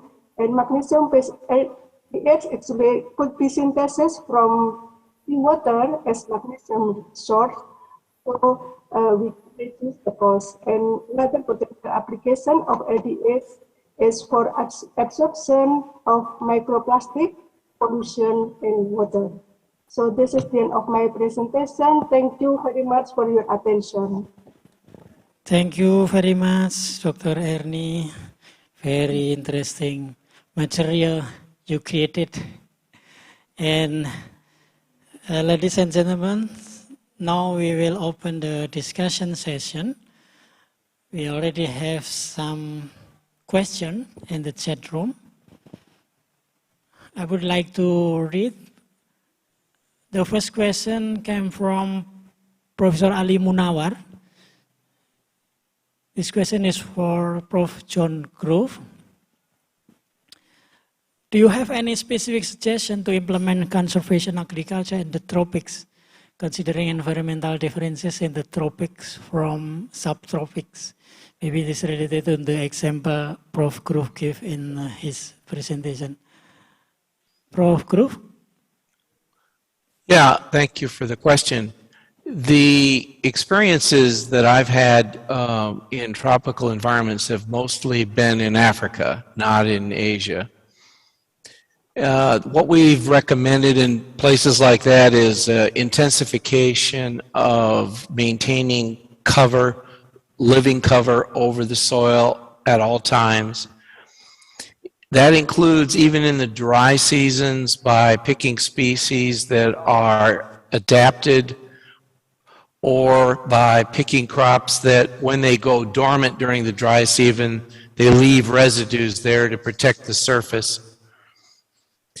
The problem with tillage has been difficult in Africa, where there's a real history of using animal traction to till the soil. But there has been some acceptance once we had seeders that would plant seed without the need for additional tillage. So there's sometimes a technological solution and sometimes a biological solution. Okay, thank you, Prof. Groove. So we can use a technical and a biological approach to create a better condition. Maybe there will be work in the tropics that be some difference in the situation as compared to the subtropics. If possible, maybe Prof. Ali can get the comments or enough. Okay, the next question from Ms. Neni Nurlaini. It is for Professor Iin. The question is, on lands that have been contaminated with waste or heavy metals, what is the first step we should start to get healthy soil? Prof. Iin, one question for you from Ms. Neni.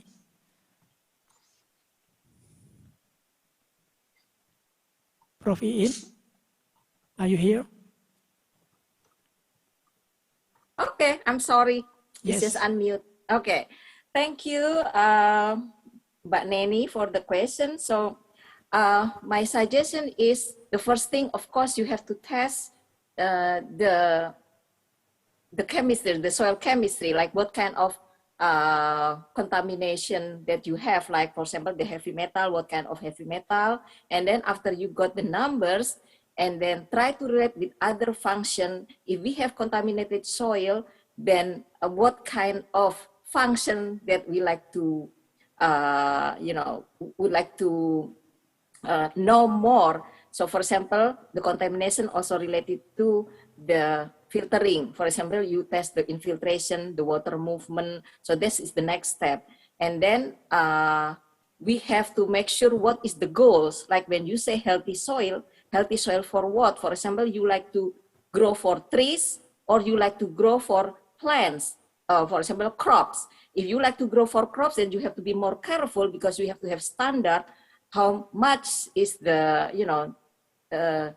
the soil that is good for that crop, because crops we will consume the crops, human being. But if you just will use the soil or the land for trees, for example, you are not consume the soil, the trees, then it's kind of phytoremediation by itself. So it's depend on the goals also. So you have to think the roadmap. Soil health is kind of roadmap to soil health. Even in United States, when we talk about soil health, we not just stop on the analysis and then it's done. We have to know the goal. So it's like a big picture roadmap, what kind of things that we like to grow on soil and what is the purpose of that land or the soil. So hopefully the healthy soil also will match with the goal of what for is the soil. Okay, thank you, Prof. So it will be a big difference if we want to cultivate the soil for vegetables and for another trees for characterize it as healthy or not. Okay, you still have another question, Prof. Iin, from Mr. David from Gajah Mada University. What do you think about the development of food estate project and tropical peatlands in Kalimantan Islands? What could we do to maintain soil health in peatland agriculture? Okay. Thank you. Well, I hope Pak David atau Mas David read the comments from Dr. Grove also. But my personal opinion, actually, I do not agree if we use histosol for food production because that is degrading. We cannot make healthier our histosol for food production. The only thing in my mind for histosol is to conserve that histosol because when you open histosol, of course it depends on how old is the histosol, that is kind of will make CO2 evolution even higher in the atmosphere. And then if Kalimantan, for example, 50% of Kalimantan, we open the histosol, that will influence the climate change. So it's not sustainable. The only sustainable histosol is only for conservation, like you just put wildlife over there. Yeah. So forest, yeah, that's a good thing. So I mean, I'm really love my histosol in Indonesia, and I know we need food, of course, we need land for our food, but hopefully not from histosol because histosol is like our paru-paru, you know, for the whole world. Yeah. So lung, Dr. Grove in case or others, is like our lungs for future living. Okay, so that's my opinion. So one thing that you can do is right now, because we already have that program, peatland for rice production, right? So we have to do restoration to make it kind of more kind of conservation project, and then also wildlife. Consider to have the wildlife habitat over there. So hopefully Indonesia will have more attraction because of our wonderful histosol. Thank you. Okay, thank you, Prof. Iin. Still one question for Prof. Iin. What is the simple way to deliver the importance of land condition and make the society be aware to the health land? Oh yeah, this is social aspect. This is my favorite things actually. So in United States, my teaching is not just teaching mahasiswa or in college, but also I'm working together with gardeners, with farmers, with kids. When I say kid, is elementary school kids, high school kids, middle school, middle school kid. So the first thing is education, education, education. But make education is a fun thing. Just like the one that I give you example, in my presentation, that the student or the farmers kind of use that experiment using underwear, cotton 100%, that is fun experiment. And you can use other, for example, polyester, you can use other material and just try to find educational material that is fun to do. It depends on the age of the students or the adult, For example, you can have education for elementary school, high school, middle school, and then also for university, and also for gardeners, ibu rumah tangga, petani, and you can divide it into low education people and high education people because you will have different approach for education or for teaching. And there are a lot of example in YouTube channel how to make a good experiment and fun related to soil health indicators. And one of my favorite channel related to that is Soil Health Institute. That is wonderful channel that you can check in YouTube. Is good, and I will be glad to talk about that further. You can email me. Yeah, that is one of my favorite is education program to make awareness better in people know more about soil health indicators. Thank you. Okay, thank you, Prof. Iin. There's so many interesting activities with the community, I think. Then we move to question for Dr. Ernie Johan. This question comes from Prof. Ali Munawar. You mentioned that since aluminum LDH sheet perform better than magnesium aluminum LDH sheet in removing bacteria from the soil. Why is it so, considering both cations are different? Pardon, can you repeat again the last sentence? Sorry. Okay. You mentioned that zinc aluminum LDH seed perform better than magnesium aluminum, right? Yes. In yes. removing bacteria from the soil. Yes. Why is it so? Is it considered both cation are divalent or something else? I think as I talked in the presentation, actually there are two mechanisms. So absorption occurs in both because of positive and minus negative charge. But for zinc, there are very few release from the structure of LDH. The zinc is released to the water. But actually the release is around 2 ppm. Is still how to say under fulfill the standard for drinking water. Sorry, maybe Professor Ali Munawar has question like he raised his sorry. Is it thank you? Is it enough my answer? Okay, it's fine, Prof. Ali. Okay, it's thank you. Okay.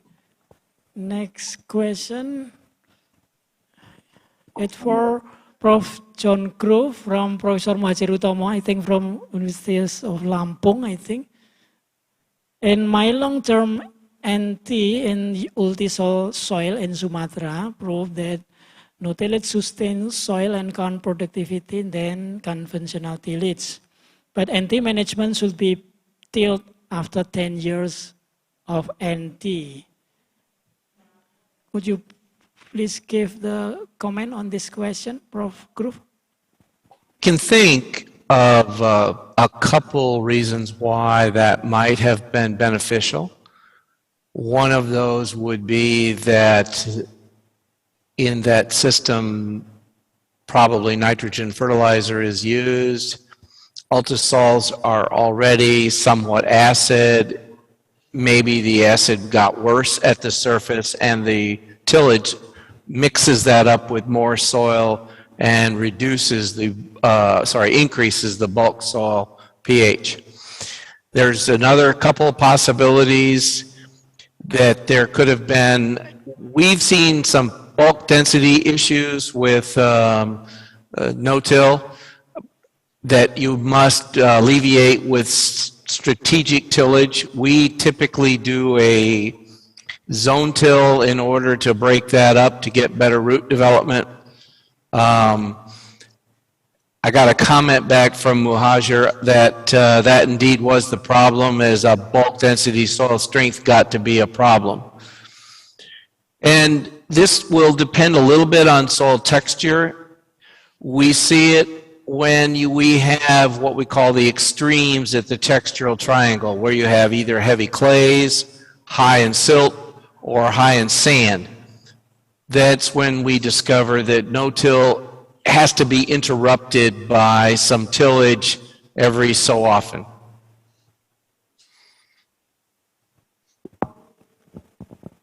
Okay. Dr. Partoyo, yes. Can I add a little bit? Because Pak Muhajir question, I think related to my dissertation when I was in University of Kentucky, long time ago. Okay. Yeah. Okay. Please. Because, yeah. My pleasure. My study is kind of using continuous no-till system for, I think it's 25 years. Please correct me, Dr. Grove, if I'm wrong, because I used Dr. Grove plots actually at that time. And based on my dissertation research at that time, that if we continue until 25 years, then the CN ratio is too high at that time, and also a lot of fungi. So and fungi is because of soil acidity. So we'll create more plant disease in corn if we kind of no-tillage all the time. And of course, when we see the plots right now, the topsoil in the no-till, long-term no-till corn production is very good, like very thick. But soil compaction also a big problem during my my research last time. So if we plow or we this, then the soil compaction may be less, especially the the soil compaction by penetrometer is is kind of last time is more than 300 psi, which is not good for root development. And that is the concern in addition of the concern from Dr. Grove. That is based on the highlights of my research at the time. And also the soil organic matter pools, which is at the time is not soil health, but soil quality, is kind of is not good in terms of labile organic matter. For total soil organic matter is good, very good. The long-term no-till compare the conventional tillage. However, the labile pools of carbon is not so well. What it means is the availability of active carbon is not so good in no-till system. So the checking account is not good because the labile carbon pool is kind of checking account instead of saving account. So that is the result of my research dissertation in long-term no-tills in central Kentucky. And the soil texture is seed loam. Right, Dr. Grove? Yeah. Thank you. Yes, Correct, is a silt loam. Yes, you're welcome to Prof. Iin, Prof. Grove. What about Prof. Muhajir Utomo? I'm happy to see your picture. We met long time ago in Lampung. Prof. Muhajir Utomo has a long experience in no-tillage activity and research in Indonesia. Okay, yes. Still. It's the father of no-till. Yes, in Indonesian father of no-tills. We have 30 years of no-till, long-term. Yes, Pak Muhajir, I remember that I think I visited one time. So it's good to see you. And I'm glad that is kind of the history in Indonesia, Dr. Grove, like Pak Muhajir studied in University of Kentucky, and Pak Muhajir went to Indonesia after graduation, and then I come to study in University of Kentucky, and now we like reunion with Pak Ali Munawar too. Yeah, yes. So it's kind of Yes. But I'm the youngest though. Hello, Dr. Grove. Hi there. Dr. Iin. Yeah, hello. Nice to meet you, Dr. Grove, Dr. Iin. Yep. Yeah. Good to see you. Okay, thank you, Prof. Muhajir. See you. Hello, Dr. Prof. Nawar. Muhajir also visited UPN, Yogyakarta. Yes. Many times. Yeah. So nice to see you again, Prof. Many colleagues. I will send your message to them. Okay, is there still any question? Thank you very much. Yes, you're welcome. Okay. I think the question is up from the chat room. Some are already answered by the speakers directly in the chat.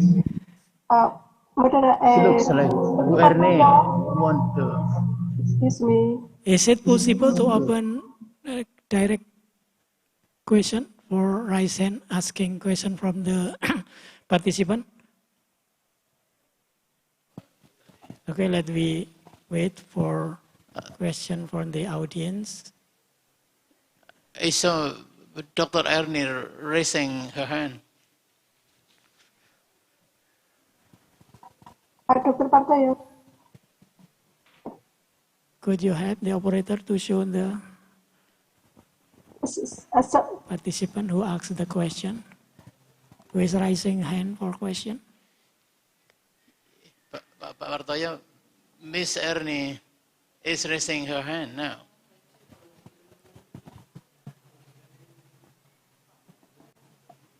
Pak Muhajir as well. Mr. Moderator? From Muhajir? Yes. Do you still want to ask something? You still put your hand raised? Yes. I have question for Professor Iin. Okay, please. Yes. Can I ask directly? Yes, for sure. Your time is yours. Yes. In histosol, I have 4 years of experience in Riau. That if we would like to use histosol for crop production, we've got to choose the histosol that the depth of the pit is less than 3 meters. And then the point is the very important water management, because there are many of histosol that can use for crop production, because we need food. We need economy of smallholders. So we've got to take the sustainable management of peatland. But we can be avoided the peatland that the depth of peatland is more than 3 meters. And the water management should less than 40 centimeters. So we can increase, we can reduce the emission, carbon emission, and we can also increase the food production. But this is the problem. This is the problem. This is the dispute of the management. But we've got to manage this histosol correctly. Sustainability should be pushed on it. Thank you, Dr. Ian. Okay, any comment from Prof. Ian?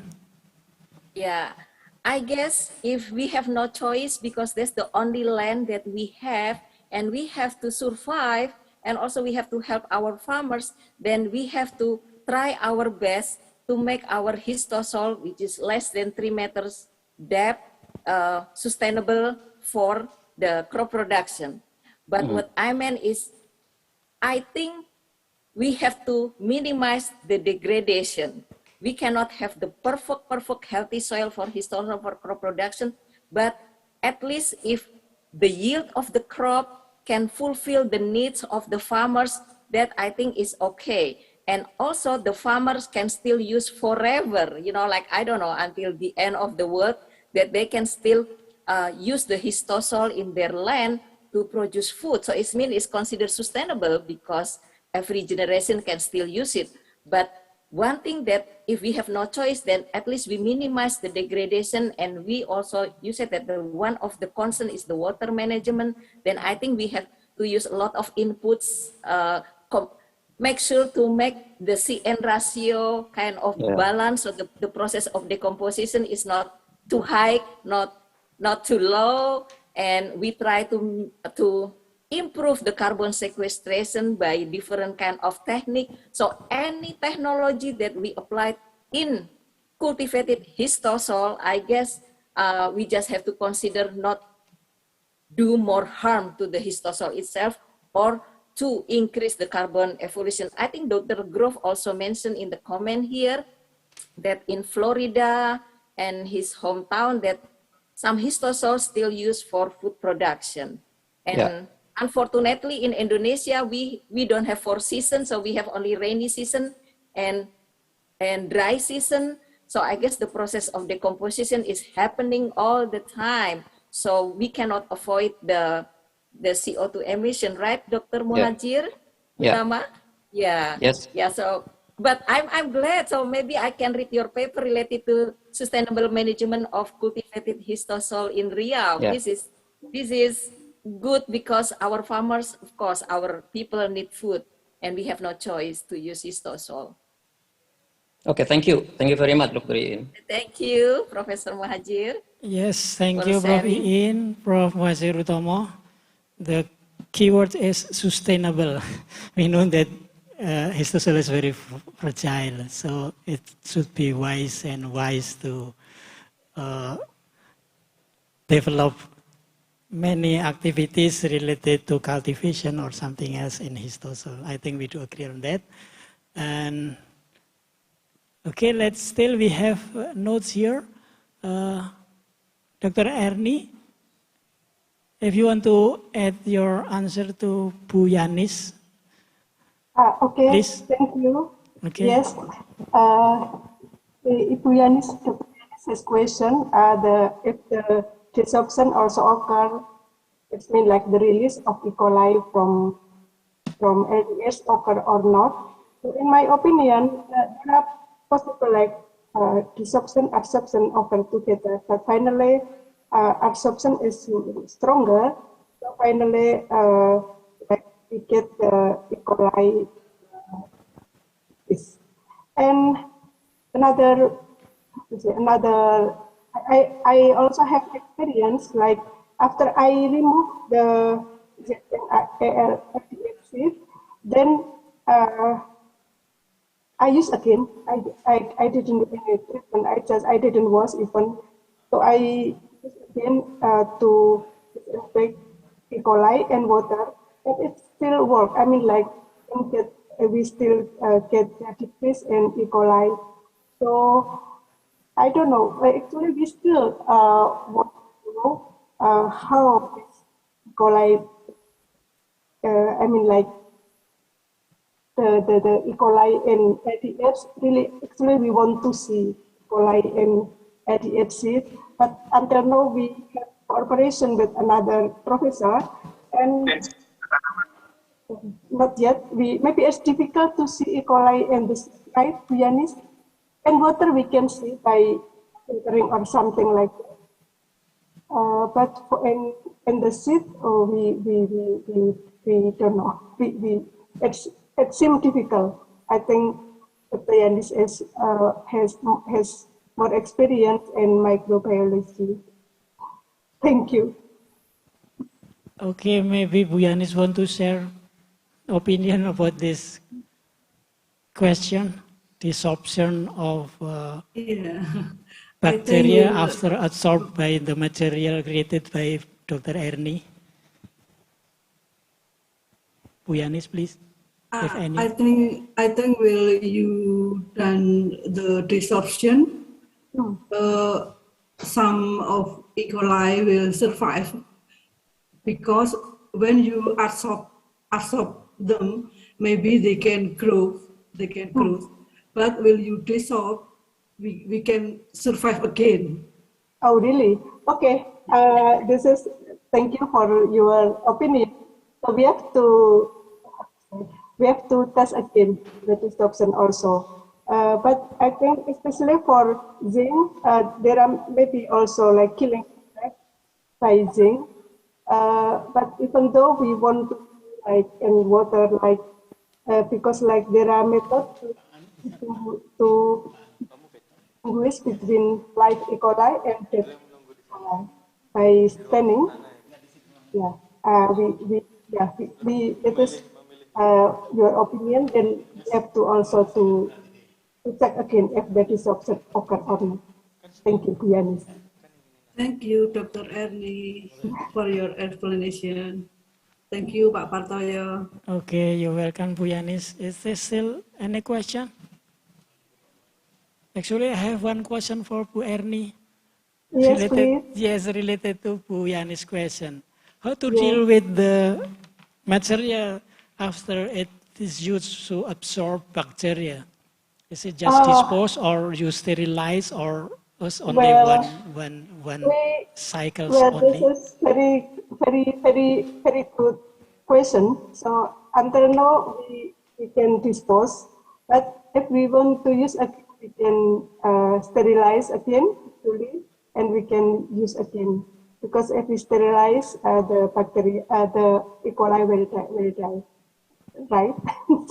So, for example, for like if we want to use for communities, like we can supply the seed, and then after they use, we can take again, for example, and then like one place to sterilize, or maybe wash by acid, for example, but we didn't try. And then we can use again. For example, depend on if we want to use as recycle again, or we want to use new. I mean, like if we want to dispose. Yes. Okay, I see. Okay, it depends on the material that it absorbed by the material, right? It's very dangerous. Maybe you have to dispose or sterilize and thrown away. Because as we know that when we deal with the waste, actually we just move from one place to another place because we cannot we cannot make it free, and we just move from the local related to the community to another location that we can put the dangerous waste or something. So one question I asked is how to deal with this kind of, because usually we have some material that we can use it to absorb the hazardous material, but the problem is how to deal with this contaminated material.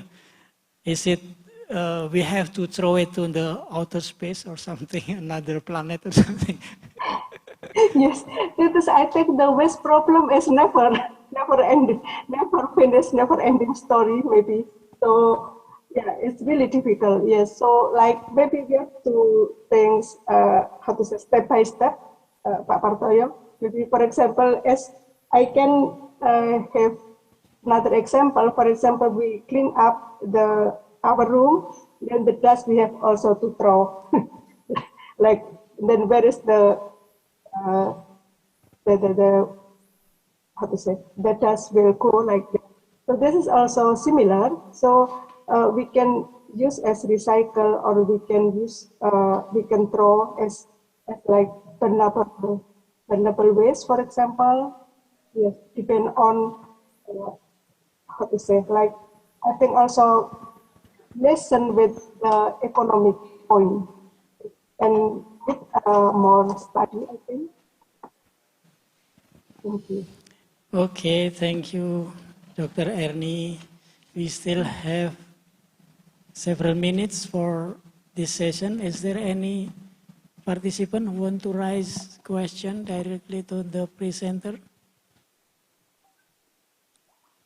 I see from the chat room, is it already answered by the speakers, and some we have already discussed here, and maybe still any other question? I just want to comment on Pak Bartoyo's comments. Okay. Yeah. What you said is happen when we use plants to collect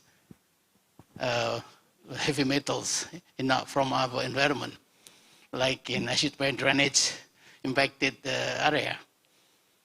But one thing is that while you collect and absorb those some materials, then you can at least localize the heavy metal from the materials that what you use. So it's easy to manage when you are concentrated or localize hazardous materials. That's my comment. Okay, I think I do agree with that, because we just move from another place, from one place to another. As Professor Ali Munawar said, that we have to localize.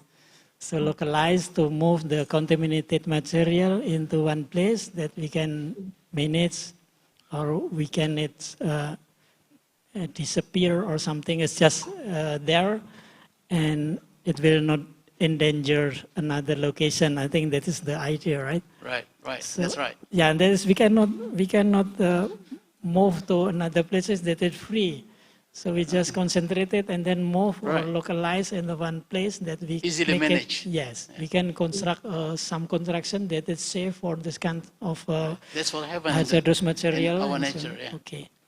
Okay. I think I do agree. So I just want to ask this question, that because if material like Dr. Ernie created and practiced to the community, it will be a problem if they do not know how to deal with this material that already used to absorb the bacteria or many other hazardous material. So the thing is, we have to prepare one place that can localize the used material that already contaminated with the hazardous material that we want to absorb. Okay, I think this is very nice discussion, I think. Can I add a little bit, Pak Partoyo? Okay. Can I add a little bit? Okay, Prof. Iin. Yes, Yeah. Prof. Iin, with pleasure. Okay, related to Pak Ali Munawar and Pak Partoyo, I think the localized, the site that we can use to put the hazardous waste is very good if we localize. And also, please don't forget to monitor the soil health indicator on that site. And when we said soil health monitoring is physically, chemically, and biologically over time until I don't know how long. So hopefully the soil health will getting better if you put some inputs, technology input to make the soil kind of restore themselves, healing themselves. Like by putting more vegetation that can extract the hazardous waste or the heavy metal or any chemistry that is not so good for our health. And then hopefully we monitor every year or every, I don't know, it depends on the funding, of course, but we have to monitor the soil health on that location. Thank you. Right. Okay, I do agree with Prof. Iin. We have to monitor because not finished, just put localized and then we left away and the danger is still there. Oh, we have one more question. Is it? Yeah, this is for Prof. Iin. Prof. Iin from Aditya Ananta. My question for Prof. Iin Handayani, I want to ask about how many percentage soil health affect the healthy food compared to another factor like non-GMO plant, etc. Okay. Well, it depends on what kind of soil health indicator. The one that related to waste management or waste soil, like the Chernobyl, for example, or the contaminated soils, that's the one that very, very ugly environment and also will have impact on our health. That is huge. That's the one that's huge. But if related to soil compaction, related to maybe soil organic matter, the impact is not as big to human as that the contaminated soil. So it depends on what kind of things, bad things in the soil, and also what kind of soil function that is affected by the changes in soil indicators, biologically, chemically, and physically. And for the one that worse, that is up to maybe 50 to 60%. This is even since the World War II, that is like very high, okay? And then when we do restoration, of course, it's getting better. And for GMO, well, I don't know if we have enough research that show the negative impact of GMO. So we need more research on that one. Yeah, because when you consume soybeans, especially, that's almost all GMO. So the tempe that we eat in Indonesia, I bet is from GMO because the soybeans are from Kentucky. Right, Dr. Grove? So. Yes. Yeah. Only a small part are from Kentucky. Yeah. Okay, small part then. Okay. So that's but I know that the tempe that last time I did research in Java Island, especially Central Java, most of the soybeans are from United States because the soybeans are like huge compared to the local soybean in Indonesia. And the pengrajin tofu and tempe use that soybeans. Yeah, tofu. Imported tofu from the tempe. United States. Yes, because they said the bean is so big compared to the local beans. That's why when I come to United States, I realized that the height of the soybean is just so tall. So and in Indonesia, the height of the soybean is not so tall compared to here. Yeah, so that's the reality. Yes, exactly. Yeah, so thank you, Mbak Neni. Yeah, this is, what is the question? Ananta. Oh, Aditya Ananta. Yeah, yes. That's very good. But there are a lot of research about the health, soil related to contaminated soil that affect on our health. But for the GMO research, I think we just need to do more. Okay, thank you very much for very warm discussion. All of the speakers, Prof. John Grove, Prof. Iin Handayani, Dr. Ernie Johan, and also all the participants who raised the question that induced our discussion become very nice discussion. And yeah, I have noted that time is up for this first round, so I have to close this discussion.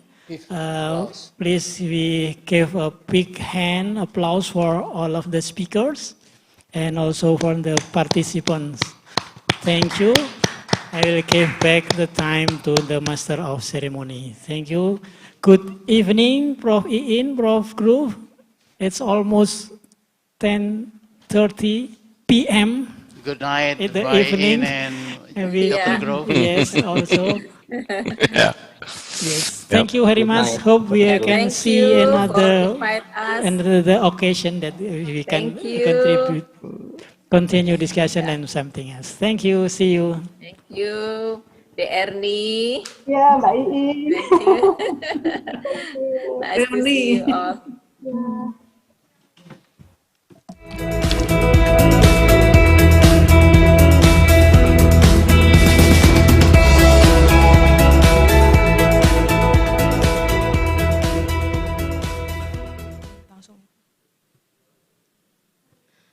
A very big thank you to all the invited speakers who have spoken with us this morning.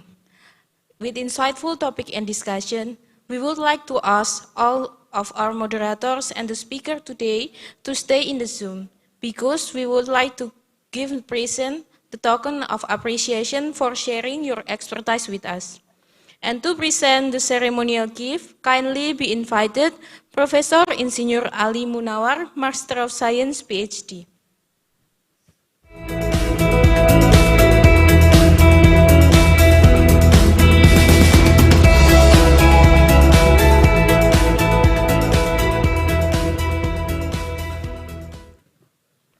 So, in this moment, we will...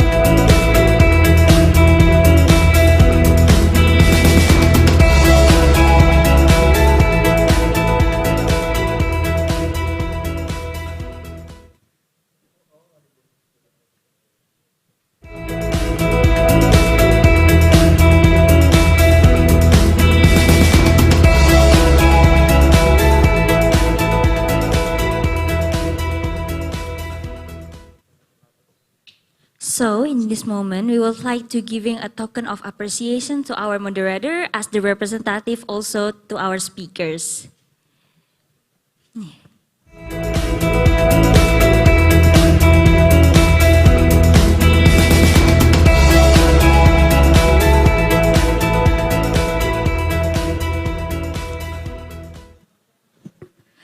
After the interesting discussions before, we will now have more second speaker sessions that will be moderated by Dr. Insinyur Mufid Eko Purwanto.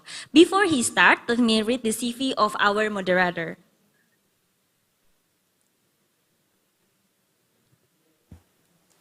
Dr. Insinyur Mufid Eko Purwanto graduated from Universitas Gadjah Mada with a bachelor degree in 1990, with a master degree in 2000, and also a Doctor of Philosophy degree in 2010. And all of them majoring is past science. He is right now being a lecturer of Faculty of Agriculture, Universitas Pembangunan Nasional Veteran Yogyakarta since 1991. He is also an assessor of competency facilitator of organic farming since 2019. One of his research interests is counter strategy of diaphorinase 3 as the factor of CVPD disease. May we invite our beloved moderator, Dr. Insinyur Mufid Eko Purwanto. The floor is yours.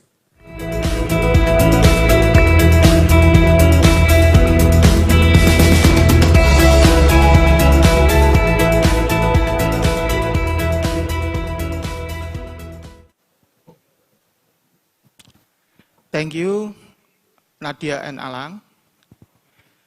Dear Honorable Speaker, distinguished participants, ladies and gentlemen, welcome to the second session of the panel session. It is my honor to be a moderator in this session.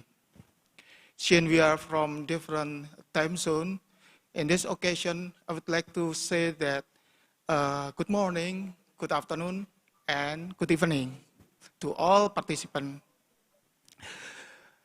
In this session, it will be 3 invited speakers. They are from Western Sydney University, University Putra Malaysia, and UPN Veteran Yogyakarta that will share their expertise on citrus disease vector, food security, and also sustainable control of pests and diseases. Dear ladies and gentlemen, In this session, each speaker will deliver their presentation in 15 minutes. After the last speaker, the session will be open for discussion. Ladies and gentlemen, for the first speaker, I would like to invite Professor Paul Horford. He is major in plant biology. He is graduated from UK in 1989 for PhD. He is working in various areas in the Avon UK, in Yorkshire, UK as a research assistant and product development technician. And also he has been in Saudi Arabia for laboratory manager and also area sales manager. And he also being a lecturer in School of Biological Sciences, University of Birmingham, UK, research fellow in University of Birmingham, UK, and up to now, he is in University of Western Sydney, Hawkesbury, Australia.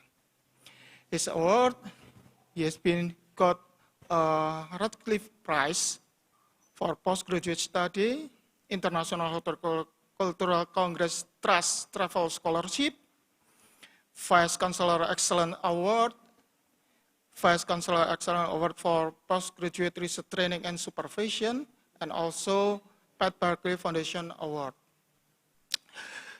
His research interests applied nature that is closely engaged with agricultural and horticultural industry and is aimed at strengthening food security, national and international biosecurity through mitigating the impact of pests and pathogens, increasing production, aiding economic development, and providing safe food. His research is interdisciplinary and has involved collaboration with both private and public institutions and has established close relationship with world-class international partners. Dear ladies and gentlemen, he will present his research about the high altitude limit, the incidence of Huang Longbin, and its vector deforestation in citrus orchard. Professor Paul Horford, please welcome. Thank you, Moffitt. Let me see if I can share my screen. Okay, you can.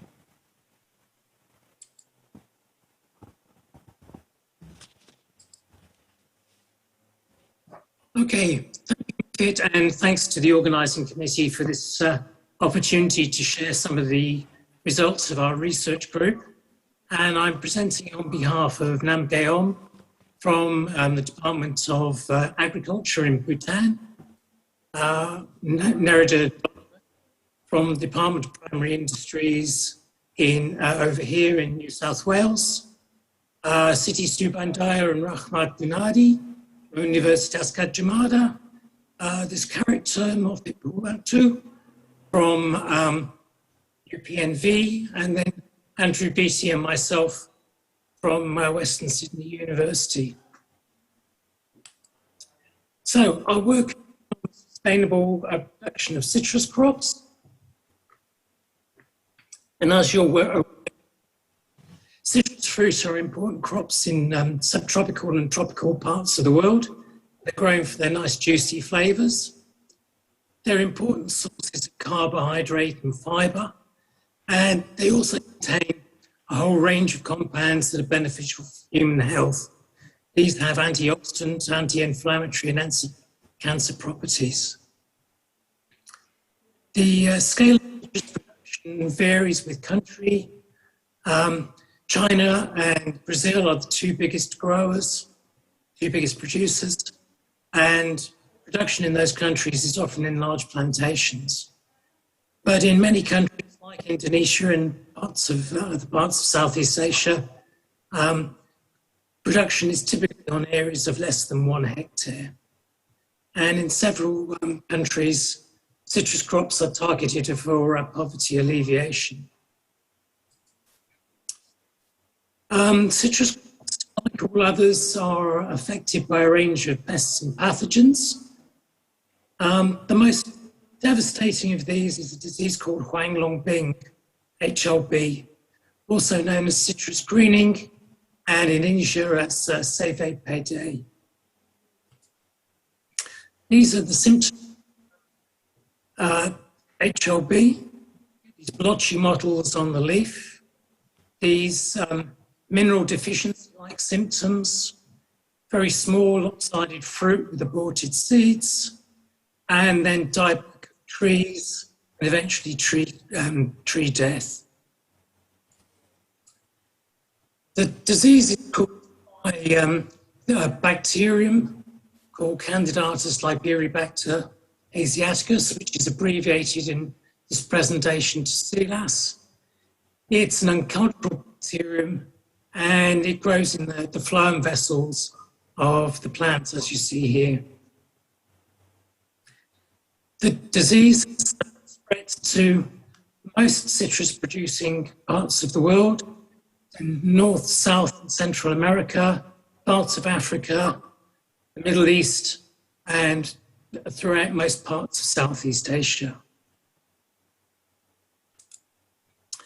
The disease ways, firstly by us humans moving infected plant material around, but the major vector is this little insect, the Asiatic citrus psyllid.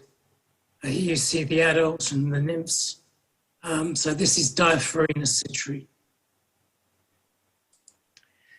Now, this disease is severely affecting the production of citrus, and it can kill orchards within, kill trees, devastate orchards within 5 years. And the graph you're looking at now is the production of citrus in Indonesia since the 1960s. And you can see cycles of declines in production followed by reactive plantings. And this is most likely due to epidemics of HLB. And it's possible to derive similar data sets for other countries in Southeast Asia. So due to HLB, production is not sustainable. Current methods of control include area-wide monitoring and insecticidal control of the vector, the psyllid. In the early stages of infection, you can rogue or remove infected trees, but as an epidemic progresses, this strategy becomes less and less effective. Now, this reliance on insecticidal use has its own problems. Firstly, insecticides are expensive. They're toxic to applicators. They lead to the development of insecticide resistance, and then they induce outbreaks of secondary pests. For the future prospects, the first is the use of antimicrobials against the bacterium, and one that's hitting the headlines at the moment is a protein from this citrus relative from Australia, the finger lime, Citrus australasica. And then for the future, also the possibility of developing tolerant rootstocks and scions, either through conventional breeding or through genetic engineering.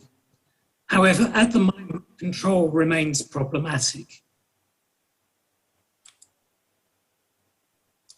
So as HLB is preventing the successful establishment and development of sustainable citrus industries. It's affecting both the welfare of farmers and national economies. So there is an integrated crop production systems and the adoption of sustainable agricultural practices. And these sustainable practices should focus on the relationships between organisms and their environment. So I'll start with the relationship between the organisms involved in the HLB pathosystem and their environment. And our work has taken place both in Central Java and Bhutan. And we've examined the possibility that altitude influences the incidence of the psyllid diaphoreina citrate and the spread of the bacterium Silas. So I'll first describe studies we performed in Indonesia. They had the aim to determine populations of diaphoreina citrate in relation to elevation and the changes of the environment that occur at the different elevations. We had experimental sites based around Yogyakarta, a low-altitude site at Purworejo, a mid-altitude site at Grabag, and then a high-altitude site at Nyablak on the slopes of Mount Merbabu. At each of the sites, we monitored environmental conditions with a weather station, and at each of the sites, we monitored psyllid populations at monthly intervals. Now, this is the data. I won't go through it in detail, but briefly, our study showed that the psyllid diaphoreina citrate was common at the low altitude site. It was common at the mid altitude site. But the result for us was it did not occur at the high altitude site. Where population citrate, the psyllid did occur. This is at the low and mid altitude sites. The populations declined markedly during the monsoon and then increased again during the dry season. But as I've just said, our interesting result was that the psyllid did not occur at the high altitude site.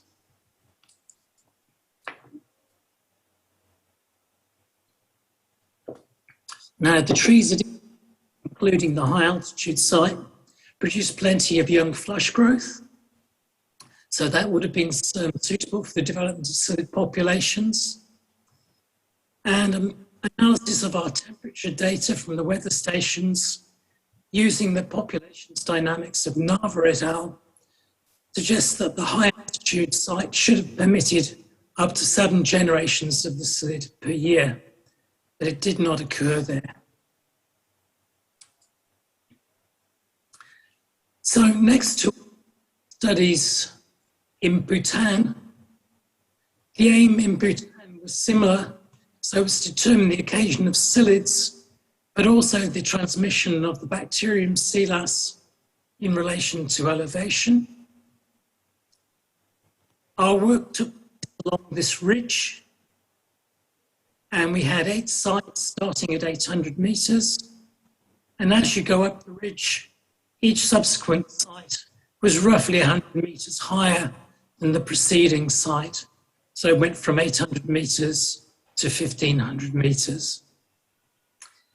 And at each site, we planted disease-free mandarin seedlings, and we planted them in amongst mature trees from the orchards which occurred at each of the sites. At each of the sites, we again had weather stations. This is the data we obtained. And basically this showed that as you go up the ridge, it gets colder, it gets more humid, and it gets wetter, which is no big surprise. In Bhutan, we had 3 psyllids we had to monitor. Firstly, the Asian citrus psyllid diaphoreina citrate. We had the black psyllid diaphoreina communis, a close relative. And then we also had the green psyllid, Cacosilla heterogena. And this is the data we obtained. In the first panel here, this is the elevation above sea level, meters above sea level. The middle panel here, this is the data from the seedling mandarins which we planted. And then on the end panel here, this is the data we obtained from trees in the mature orchards. So first I'll go through data from the disease-free seedlings which we planted. And these two columns give you the number of psyllids which we found during the assessment period. As you can see above 1100 meters, the psyllid did not occur. However, it was increasingly more common at altitudes below 1100 meters. Again, in these seedling trees. Excuse me, you still have 1 minute more, Professor Paul. I will conclude very quickly. We did not find the black psyllid in the trial, and the green psyllid was only found at one location, one height. And this data is mirrored by the results from the mature orchard trees. A high amount of infection with the bacterium below 1100 meters, but little infection above 100 meters. Now, analysis of weather data showed poor correlations with ACP populations with temperature and relative humidity, and no correlation at all with rainfall. Based on our temperature modeling, up to 14 generations per year could have occurred at 1500 meters. So temperature, relative humidity and rainfall appear not to be responsible for this abrupt change in the incidence of the psyllid. A theory about what is causing this abrupt change, and this may be due to the effects of ultraviolet radiation, particularly UVB radiation. It increases with altitude, and both Bhutan and Indonesia occur in areas with a high UV. So to conclude, what are the prospects of citriculture coming from our studies? So our studies, both in Indonesia and Bhutan, show that above certain altitudes, the main vector of HLB cannot thrive and pass on the causal bacterium. So this opens up the possibility of production at the higher altitudes, sustainable production at the higher altitudes. At these higher altitudes, however, production needs to be based on integrated production strategies. These need to be based on suitable varieties produced under disease-free conditions. And in both countries, appropriate varieties exist and facilities for producing disease-free plants. And then we need environmentally friendly pest and disease management. I'll skip these two slides. If there is need for insect control, then mineral oils provide an environmentally friendly alternative to hard pesticides for the suppression of psyllids and other insect pests. And one final organism which needs to be controlled is powdery mildew. It occurs in most citrus growing districts of Bhutan and on the mid and high altitude sites in central Java. And there are a number of environmentally friendly options for doing this, which need to be evaluated. These include bicarbonates, use of sulfur, milk and mineral oils. So on that, thank you very much for your attention. And I'll try and answer any questions during the plenary session. Thank you. Okay, thank you, Professor Paul, for its interesting finding. He's also my former supervisor in my PhD. Thank you, Professor Paul. For the next speaker, I would like to invite Professor Matt Nasir Samsudin. He is a professor in the Department of Agribusiness and Resort Economics Faculty of Agriculture, University Putra, Malaysia.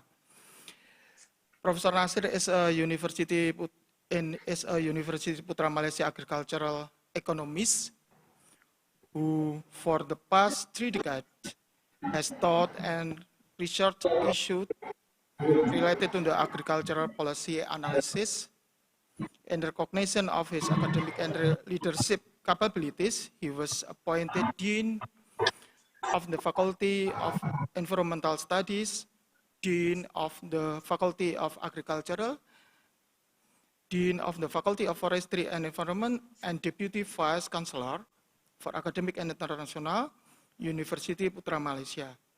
He was also a visiting scholar at the Center for Agricultural and Rural Development, Iowa State University, and the Department of Land Economy, University of Cambridge. He will present in his research of food security, issues, and policy responses with special reference to Southeast Asia. For Professor Nasir Samsudin, please welcome. Thank you, Dr. Parwanto. Let me share my slide. Can you see my slide now? Yes, please.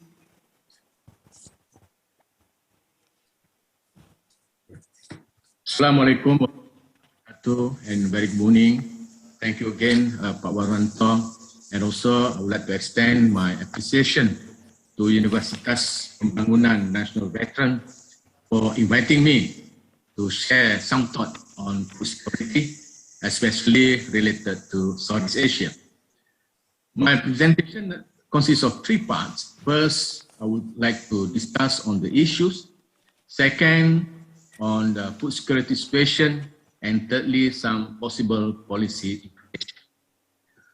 Talking about the issue of food security, these are basically some of the emerging trends, emerging issues that we are facing. There are a lot basically, so I will present one by one. Firstly, of course, basically Southeast Asian countries are in the process of transformation. This general, Malaysia, Indonesia, Philippines, Thailand, Vietnam, and so forth. So in the process of transformation, the question is whether the agriculture, including the agriculture transformation, whether the food security has been assured. Secondly, whether our economic transformation, including agriculture transformation, can alleviate poverty, and also whether it reached the socially and also economic disadvantages. So this is some of the issue. While we are transforming to higher income countries, the per capita income also increasing, but the question is whether the food security for our citizen, for our population has been assured or not. Second issue is what we are facing now. And more importantly is the post-pandemic COVID-19 pandemic. So basically with all this we are facing now, then especially in Malaysia, and I think also in Indonesia, which is true also, there has been increase in poverty and also increase in food insecurity. So it's very much concerned. For that matter, the World Bank, for example, so we predicted, of course, last year, our GDP growth was negative, and we expect because of, we are starting to open up our economy now, so we expect our economy to grow at least 4.5% this year. However, the World Bank revised our economic growth to 3.3%. So this is because of the pandemic situation. And also we're not sure whether sometimes we close our economy, we open our economy and so forth. So this basically somehow impact our food security situation. The third issues that we are facing is feeding and increasing population. In Indonesia, for example, by 2035, there are more than 300 million people to be fed. In Malaysia, by 2040, so there are more around 41.5 million people had to be fed. And globally, by 2050, so the population will increase to more than 9 billion people. So this basically will need around 69% increase in food calories. So this is it's a very big challenge as far as food security is concerned, globally and also in our country. The next issue is, as our country has been transforming, our per capita income is increasing, and the effect is that there has been shift in diet and also in terms of consumption pattern. So more and more, there is a demand for protein like beef. The per capita consumption, this is data in Malaysia, has been increasing over the years. The per capita consumption of vegetables also has been increasing over the years. The per capita consumption of fruit also has been increasing over the years. So this basically will increase the challenge, the pressure on the availability of food in the country, especially in Southeast Asia. And the per capita consumption of rice, which is our traditional carbohydrate has been decreasing over the years. So the challenge is, how can we fulfill the requirement of the population, not only in terms of increased per capita consumption of this protein-based food and also vegetables and fruits, but also there has been increase in terms of the demand for quality food. But on the other hand, this is a scenario in Malaysia, for example, in Indonesia, and so in Thailand. There has been basically declining in terms of R&D spending as a percentage of GDP. So basically, in general, in the literature, the more we spend on R&D, then of course we'll have to improve the productivity of agriculture. But unfortunately, somehow in Malaysia and also Indonesia, the percentage of R&D spending as a share of agriculture GDP has been declining over the years. But in Thailand, it's a different story. It has been increasing. That's why basically, as far as Malaysia and Thailand, we are neighboring countries, there are a lot of fruits from Thailand, there are a lot of rice from Thailand, there are a lot of vegetables from Thailand, basically. So this could be partly, it has been increasing as far as their R&D spending, contrary to our countries like Indonesia and also Malaysia. The other situation also is the price. You see? Pressure on price. Because talking about food security, one of the pillars, one of the dimensions is talking about accessibility. For example, by the economists, world economists, basically like in Malaysia, for example, they predict, or the post-pandemic situation, that food price will increase by 3.5% this year and will increase by 4% next year. So this is really a big challenge in the post-pandemic situation, as well as in one situation where more and more people become poor, but in other situation, the food price has been increasing. So this is a challenge as far as accessibility of food security situation. But in general, we have problem in the supply, we have issue in the demand, but this is data in Malaysia and also globally, we waste a lot of food. For example, in Malaysia, 8,000 tons of food waste actually can still be eaten. It's avoidable waste, we call it. And of this 8,000 tons, actually 3,000 tons is actually still edible. So this is where our eating habit, our food consumption habit. In one situation, we have constraint in supply, but in other situation, we waste a lot of food. And interesting enough, this data, this data by FAO 2013, quite outdated, but still I think still valid.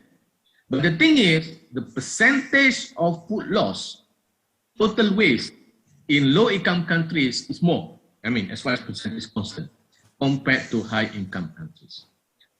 Low-income countries, there are more poor people, there are problem of food insecurity, and yet there are a lot of food loss and food waste compared to high-income countries. High-income countries about 2.90%, but low-income countries around 10%. So this is a big challenge. And another challenge, urbanization.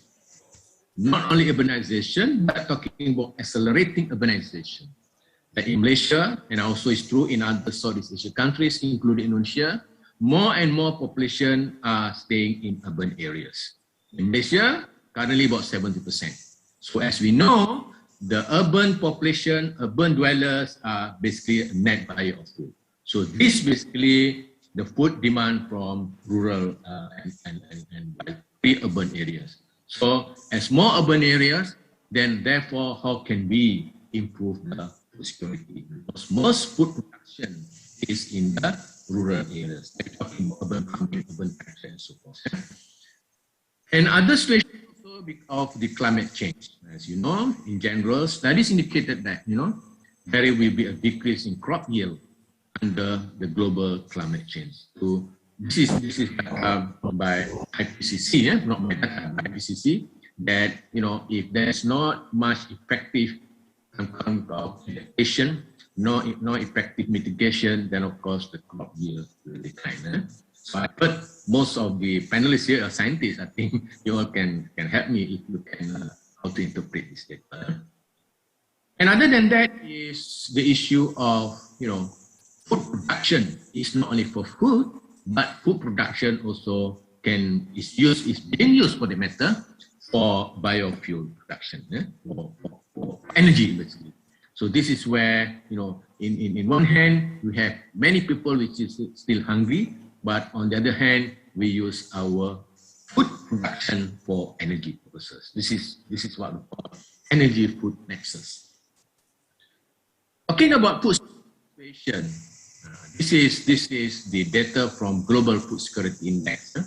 This is data in 2020. Malaysia is ranked 43 in the world, and Indonesia is ranked 65.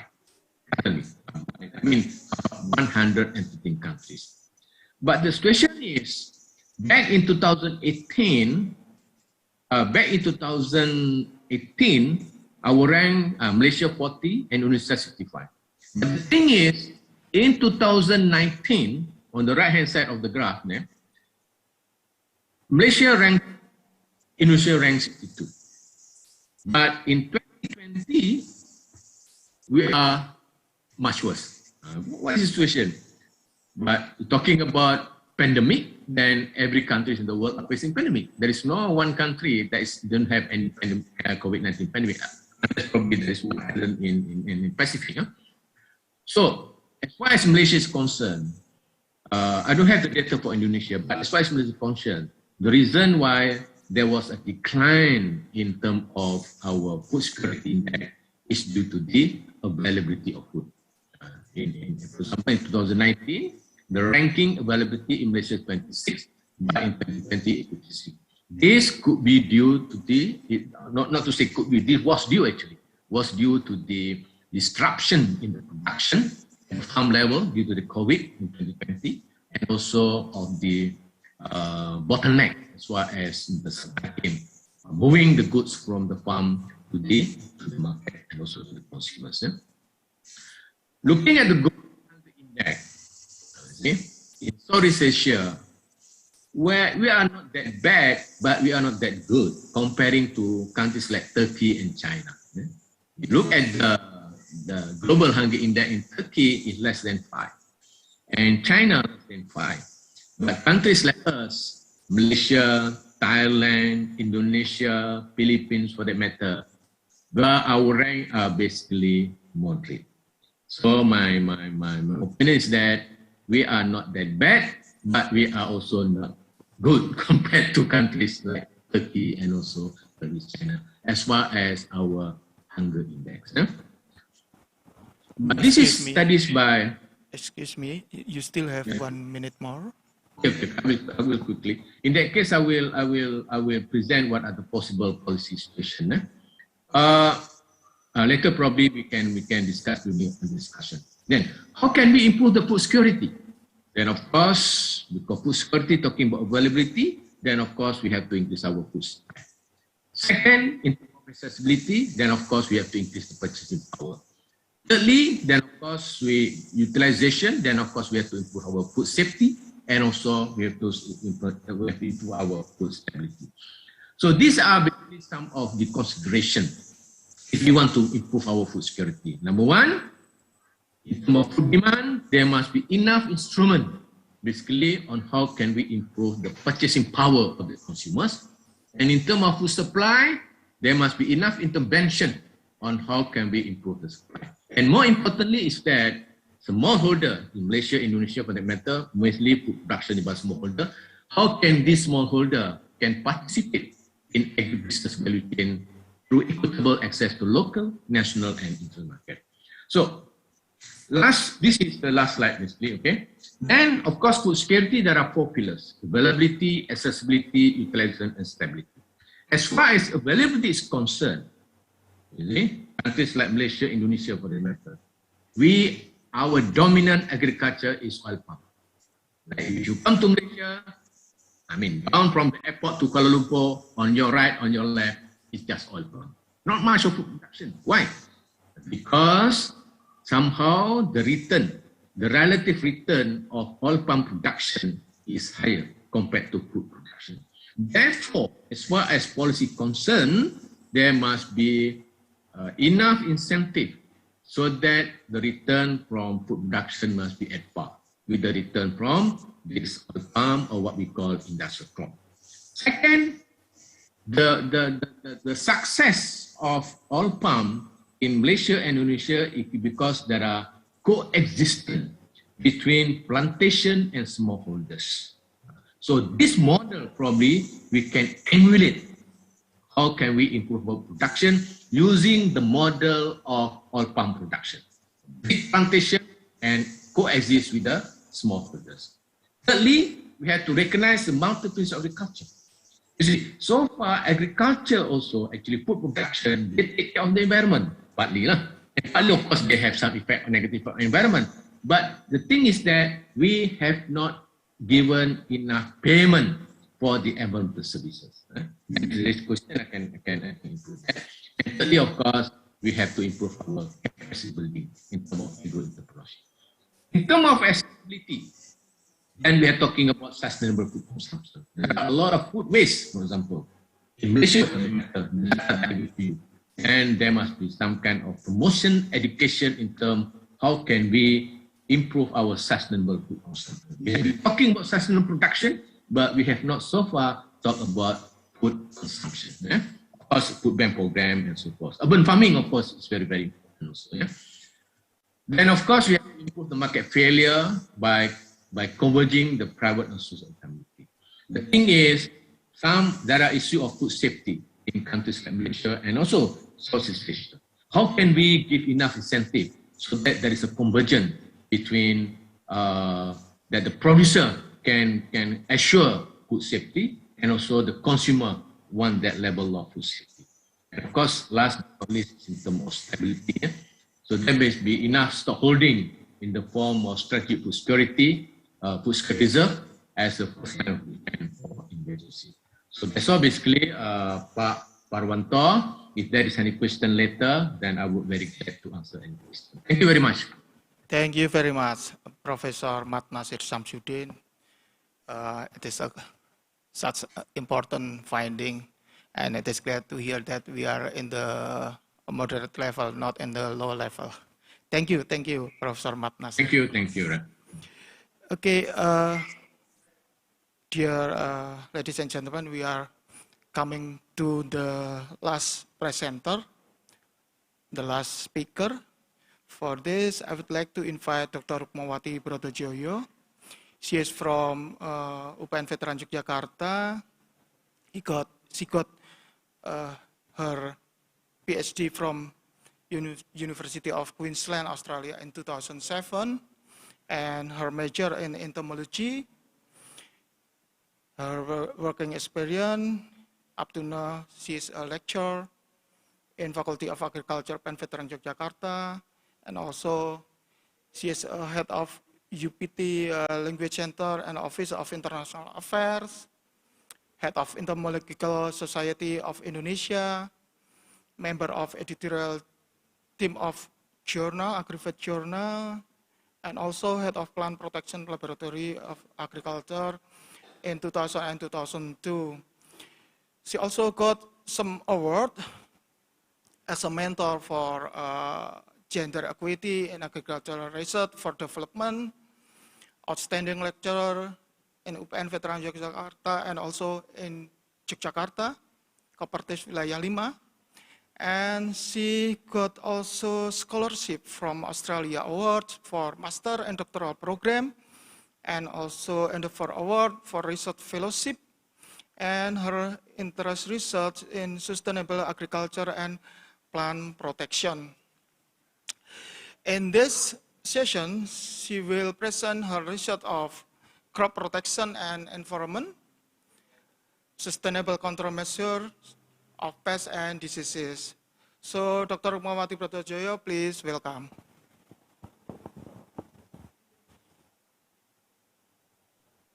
Okay, thank you very much, Dr. Moffat, for the introduction. Good morning, good afternoon, and good evening, ladies and gentlemen. So, in this occasion, I would like to extend our gratitude to the committee of the first International Conference of Agriculture, Food and Environment for inviting us to share our thought on the sustainable control measures of pests and disease. Let me share the screen with you.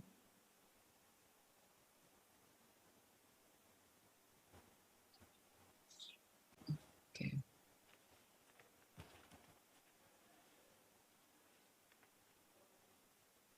So hopefully it's clear enough. Okay. So this paper is written by me and also our partners, Dr. Laszlo Lakatos from Esterházy Károly University, Eger, Hungary. So, ladies and gentlemen, as we know that with the increasing population in the world, providing sufficient food for all is a challenge. And then the United Nations has the second goal of the sustainable development to end hunger, achieve food security, and improve nutrition and promote the sustainable agriculture. And then they already set some targets, and then I just choose the third and then the fourth target.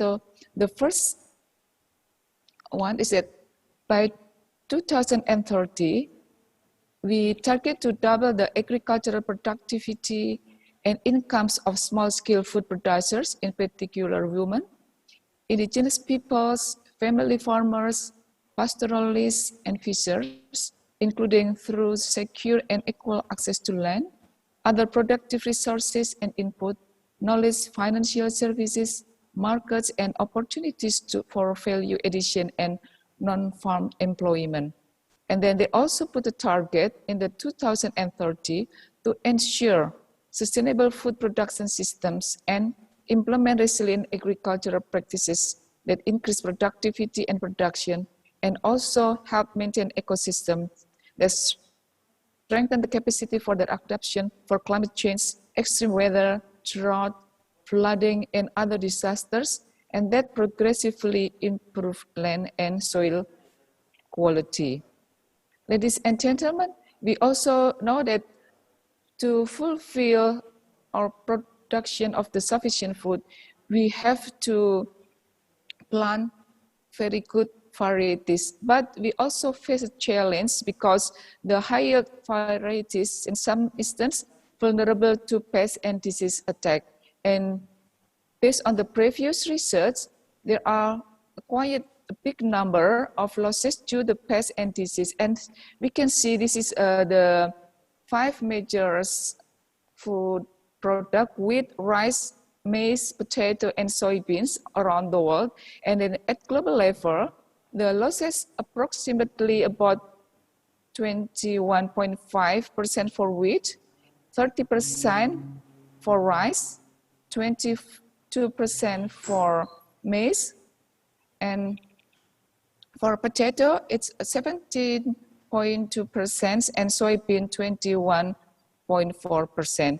And if we look at the map here, the emerging pests and disease that has caused the highest losses happen in the food deficit regions with the fast growing population. So this is a really bad situation actually. And then we have working very much to control the losses, and then we very much depending on the pesticide.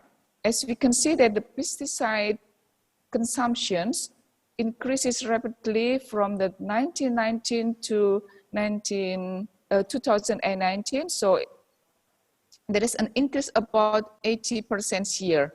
And then among these various countries, China and the United States are the countries that consume the most of the pesticide. So we know that with these figures, we will face very negative effects of the pesticide exposure, because from the 2000 until 2050, we predict that there will be 2.7 times higher of the pesticide consumption. It's mean that human and environment are exposed to significantly higher level of pesticide. And we understand that the intensive pesticide application will bring some problems to human health and to the environment. For example, injury, mortality, or damage to human and also to non-target organisms. For example, predator, parasitoids, pollinators. And also we found that there are some pest and disease resistance against pesticide appears during the recent years. And therefore, it is crucial for us to provide control measures of pest and disease that environmentally friendly, and then also at the same time would support the sustainable agriculture, as already said by the UN. And we can do it by the application of environmentally friendly chemical control and managing the agro-ecosystem, utilization of biocontrol agents, cultivation of resistant and tolerant crops. So there are a few more actually that we can do, but these are that we want to emphasize. So for the first one, I would like to discuss about the application of eco-friendly chemical control, because this is the one that we are heavily depending on for crop protection. And the aim of the eco-friendly chemical application is that to reduce the amount of agrochemical applied.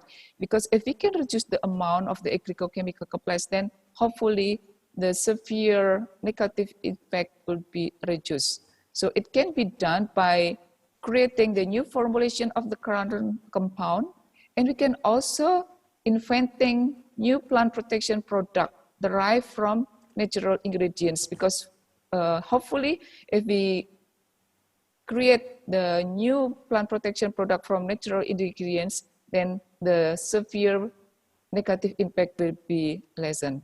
And we also need to understand the bioactivity of the active ingredients that we develop. And furthermore, we need also developing pesticide with the new mode of action and biochemical targets to avoid the resistance that might apply. And then based on the latest research, we found that nanopesticides having a promising to develop because of its durability and then its persistence in the environment, and then it's also easy to absorb by the plant. So I would like to share some of the potential application of nanotechnology in the pesticide sectors, because we know that up to now it has been identified about more than 3,000 patent applications have been submitted to nanopesticides. And then the recent development of the eco-friendly materials related to the low toxicity and the biocompatibility, and especially using plant extract and biomaterials. So this nanopesticide characterize improved formulation and then the new delivery system or mechanism. So as we can see here, the first function is enhance the apparent solubility of the nano and the micro emulsion, because the pesticide would be on the emulsion types. So this is for the emulsion phase, and then it's already produced by Syngenta with this brand banner. And then the second one is the faster decomposition in soil or plants. So hopefully it will shorten the lifetime of the pesticide in the environment and reduce the negative impact on the environment. So we put the nanocatalyzed conjugated active ingredients in microcapsules. So this is the example. So we put imidacloprid and afoxamectin in the microcapsules, and also dimetropolf.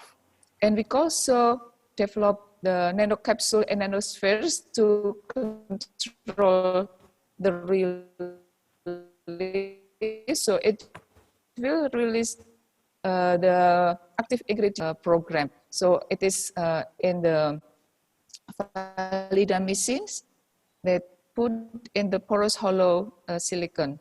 And then we also develop nanocapsules to select the targeted delivery. So this is for the herbicide, glyphosate and sulfonylurea. And then the other is that we also develop nanocapsules with the catalyst active ingredients conjugate to protect against premature degradations. So with the pesticide, we want them to stay long enough to have its effect on the target. But we also want them not long enough to have their toxic to the environment. So this is what we do with these two different things. So it's again on the engaged validamicins. And then we also develop nanomicro emulsion and nanospheres to enhance the uptake or the efficacy. It means that if we have or we improve the efficacy, then we will need less pesticides. So it has been developed for the nanopermethrin. And then we also develop nanodispersion and nanosuspension to enhance the toxicity to target organisms. So it's been that we use the lower dose. So this for the triclosans. And then also we develop nanometals and nanoclay for nanoparticles as the active ingredients. It has been developed for biocide. Excuse me, 1 minute more. Wow, so sorry, just many things. Okay, so for the managing agroecosystem, there are various things that we can use. So we can improve the diversity. We can also implement push-pull strategy. And then we can also planting the flowering plants that providing food for the beneficial insects and also managing or applying the reasonable nitrogen fertilizers. We can discuss further about this one. And then this is based on our research. By planting the flowering plants, it will increase the beneficial species research and number that leads to more suppressing pest population in rice.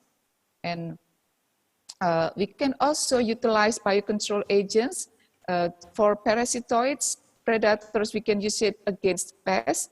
And then for the disease, we can use fungi, bacteria, and viruses as the biocontrol agent. And then some of them is already also available in the format of biopesticide, especially for the entomotic pathogen and then the biocontrol agent against the disease. And furthermore, we can also develop or planting the tolerant and resistant crops. So there are 3 types. The first one is non-prevalence, and the second one with the antibiosis, and then the tolerance. Among these 3, I'm supposed to say that the tolerance crops would offer the more beneficial in comparison to the antibiosis because of the lower stress resistance that may come up.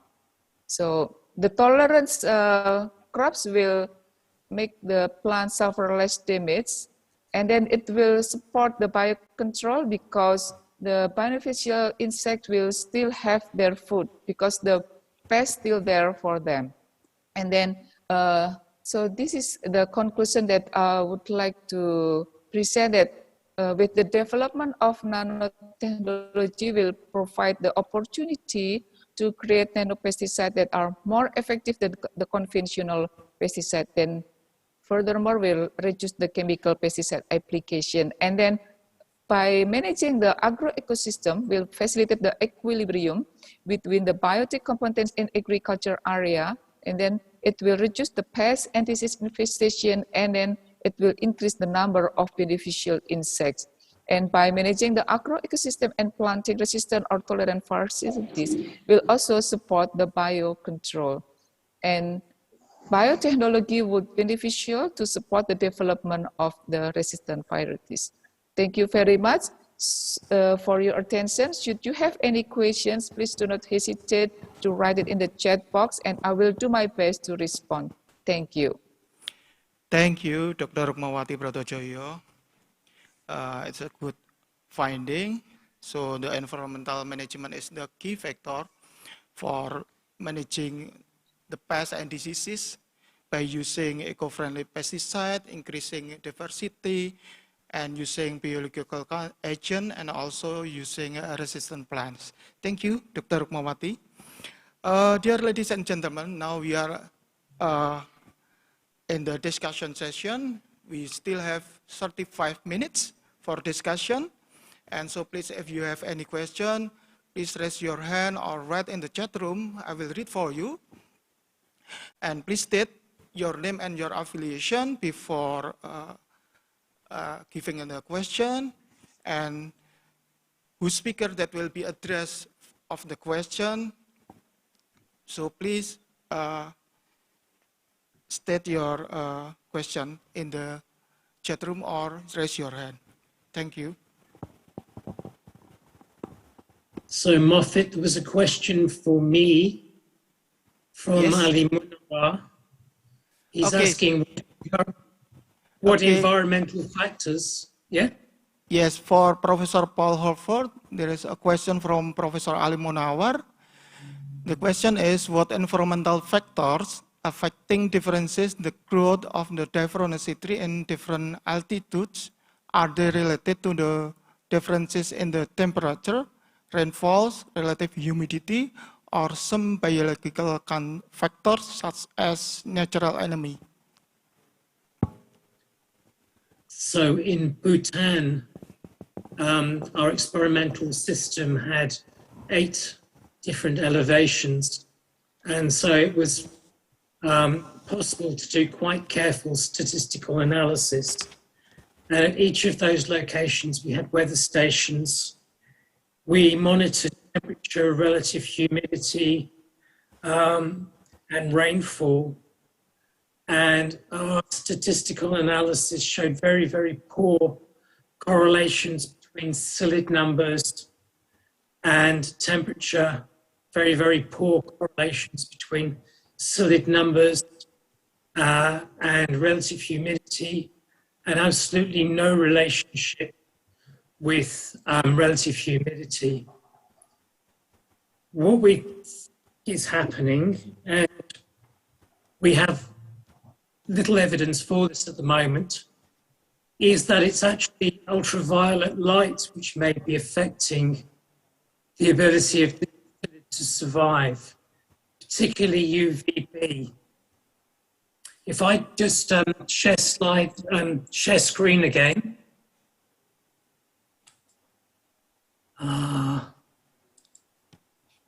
Bear with me a second.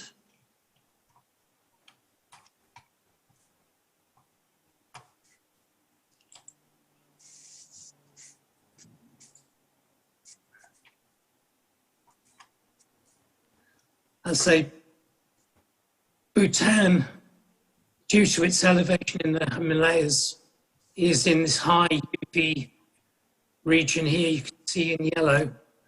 And Indonesia is also being in the tropics in a high UV area.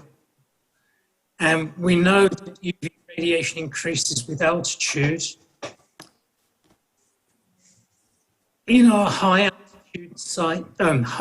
altitude sites, the top sites in Bhutan, the behavior of insects was such that it would protect them from ultraviolet light. So the green psyllid, Psylla heterogena, the females of this species lays her eggs along the midrib of the leaf. The leaf blades then fold inwards, and this would protect the immature stages of the of the psyllid. Also at the higher altitudes in Bhutan, there's an undescribed midge, and the larvae cause the edges of the leaves to roll inwards, and the larvae develop inside the rolls, and this would again protect them from UV light. And then there's an undescribed spider mite that feeds on the underside of the leaf, and again this would protect the mite against UV light. Now we have a student studying this in China at the moment. It's possible that UV light could be having first a direct effect on the psyllid. It could be interfering with the psyllid's DNA. It could be interfering with the psyllid's physiology or biochemistry. And then the psyllid also have a very, very mandatory relationship with an endosymbiont, a bacterium called Carcinella, which provides nitrogenous compounds for the psyllid. And this may also be, it may be that it's the endosymbiont which is susceptible to the UV light. An alternative is that psyllid's affected indirectly UV light, affecting the plant and stimulating the production of secondary compounds. And just going back to our temperature data, there's a study by Mava et al. That looked at the relationship between temperature and the replication of the psyllids. And we used the data from that study to model effects of temperature on the development of psyllid populations. And at both our highest altitude site in Bhutan and at our high altitude site in Indonesia, although it's cooler than at the other sites, it's still warm enough to permit multiple generations of the insect to develop in a year. So we're looking for something probably other than temperature, relative humidity, or rainfall. And we're testing out at the moment the possibility that it's ultraviolet light.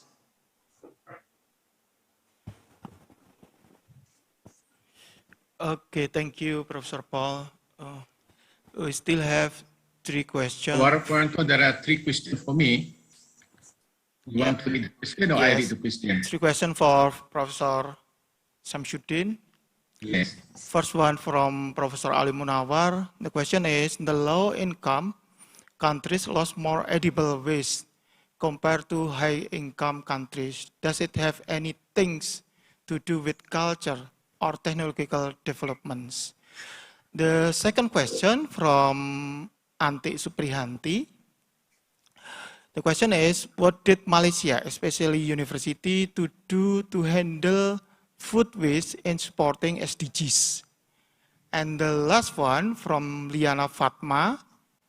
The question is, do you have any suggestion on how to increase the interest of the younger generation to work in agriculture? Because currently one of the problems in the agricultural sector in Indonesia is the low rate of regeneration. That's all the question for you, Professor Samsudin. Thank you, Pak Waranto. For the first question, talking about the food loss, there are both factors. The reason being, number one, I have the data indicating that the post-harvest losses in Southeast Asia is around 25% compared to other countries. So one of the reasons for the food loss is the post-harvest losses. So I believe this is due to the technology. And the second one, which is very interesting, when Professor Ali Munawar said due to culture, yes, it's correct. Because I remember about a long time ago, I gave assignment to my student to check the waste of the household in the morning. So in the morning, my student, there are few student, group student, check the waste for the household, outside the house. Actually, what we found is that there are a lot of waste that has been thrown by the household that still can be eaten. We basically practice so that our prophet also said don't waste a lot, but we actually culturally we do practice a lot of waste. So both factors are correct actually. One is technology, the other one is our culture. Therefore, this is related to second question. So in order to improve in terms of food waste, what we did, university especially, because also partly in the Faculty of Environmental Studies, is that we work with the local council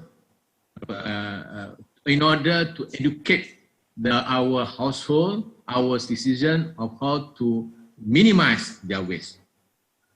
Secondly, we have been talking to the government because this habit actually must come from the children when they are very young.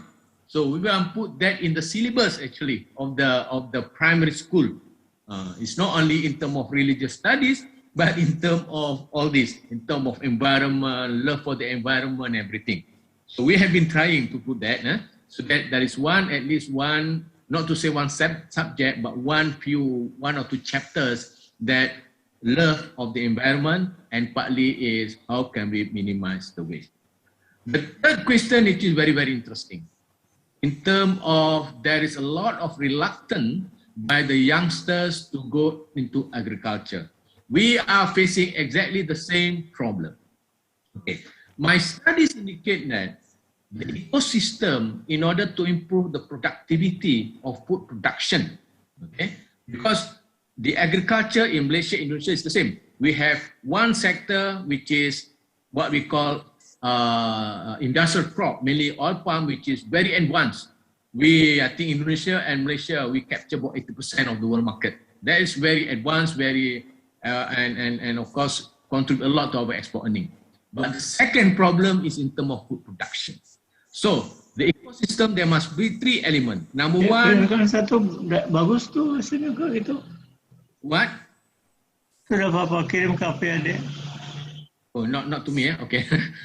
Okay. The first ecosystem, the first pillar of the ecosystem or dimension is in terms of conducive policy. Second one is in terms of technology. The third one is in terms of entrepreneurship. So the challenge is how can we instill, how can we inculcate the entrepreneurship attribute but to the youngsters. So what we did is that, you see, we have a program called, in our university, called Agro Entrepreneurship Incubation Program. So the graduate, we enroll them. Of course, not everybody can be entrepreneurs actually. This is our challenge. So we have psychometric tests to indicate that their interest in becoming entrepreneur, and we incubate them for 6 months. So we work together with the industry, we work together with the bank, especially the agro bank. By the end of 6 months, they have the company and become entrepreneur. So far, our success rate is around 55%. And of course, not everybody become entrepreneur, only 55%. Although the success rate is 55%, I consider that is already very successful because not many youngsters would like to be entrepreneur. And what our finding is that with all this new technology, smart farming, smart agriculture, talking about the drone, precision farming, talking about protected environment for food production, somehow the youngsters like all this kind of environment. They don't like to work under the hot sun, but with all this technology, somehow attract them to be entrepreneur. So these are the two factors we have been. And yet now we are talking also our program, our bachelor's level program. So far our program is that we are producing like scientists and also become workers, executive in the private sector and also in the public and also private sector. So far our program, we have not intend to produce entrepreneur. I'm thinking actually, the first 2 years of the program is just like any other program. but the third and fourth years, put them in the field, become entrepreneur. So we have to develop a module in such a way that they learn all this, the principle of soil science, principle of pest management, the economics, everything, while they are doing their project in the farm. So we plan to work together also with industry, together with the bank, and also fourth year, they graduate, they got a degree, but at the same time, they have the company to become entrepreneurs. So hopefully, these are all our initiative, so that the youngsters, the graduate especially, that as long as if you're talking about improvement in productivity, then hopefully the food production will be practiced by entrepreneur, not only entrepreneur but the graduate entrepreneur, so that they are susceptible to all this technology in order to improve the productivity of food production. That's my comment, Pak Purwanto. Okay, thank you, Professor Samsudin. Any comment from Professor Ali, Dr. Anti, and Ms. Leslie?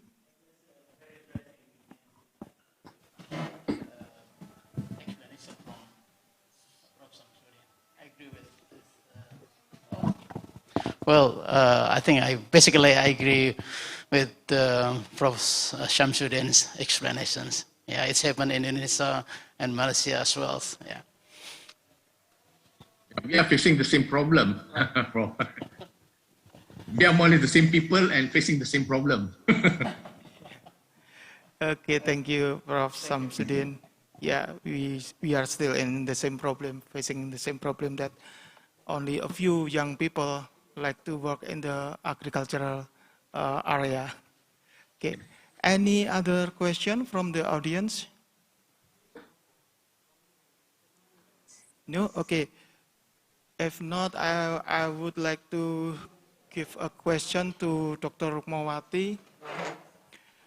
From your presentation that we have.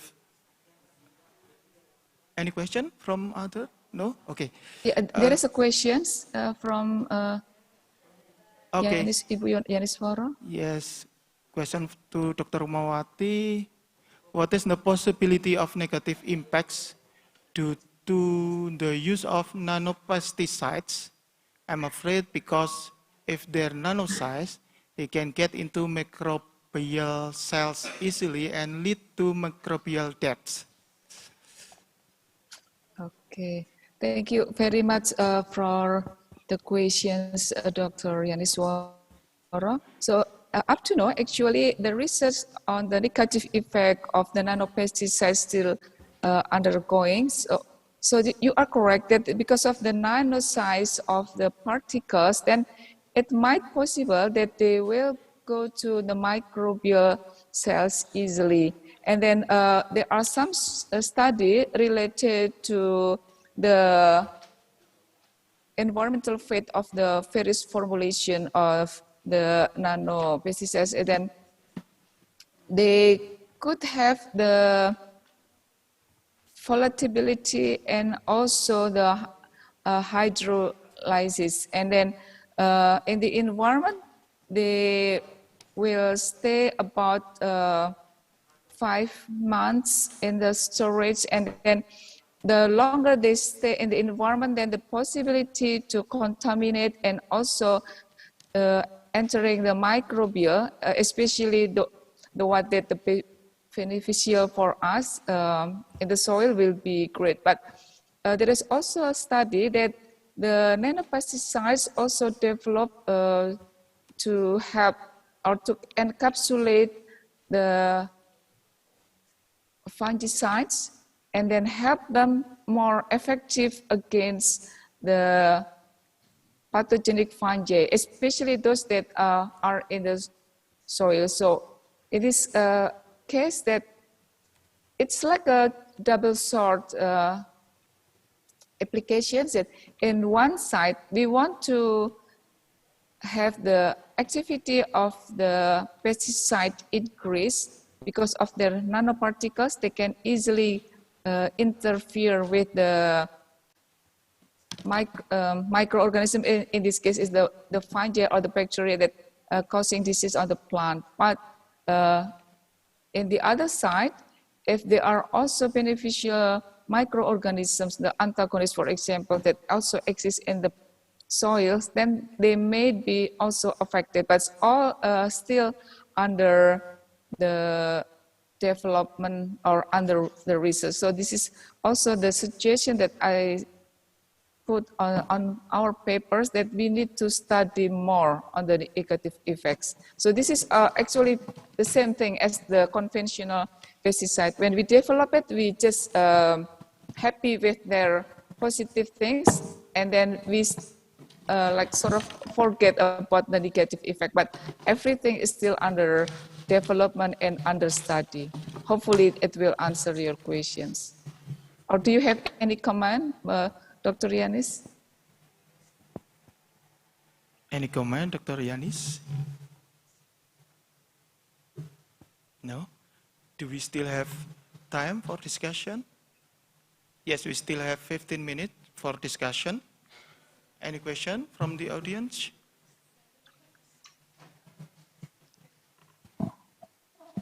Yeah, Dr. Rukmawati, we have a lot of alternative measure for controlling pests and diseases.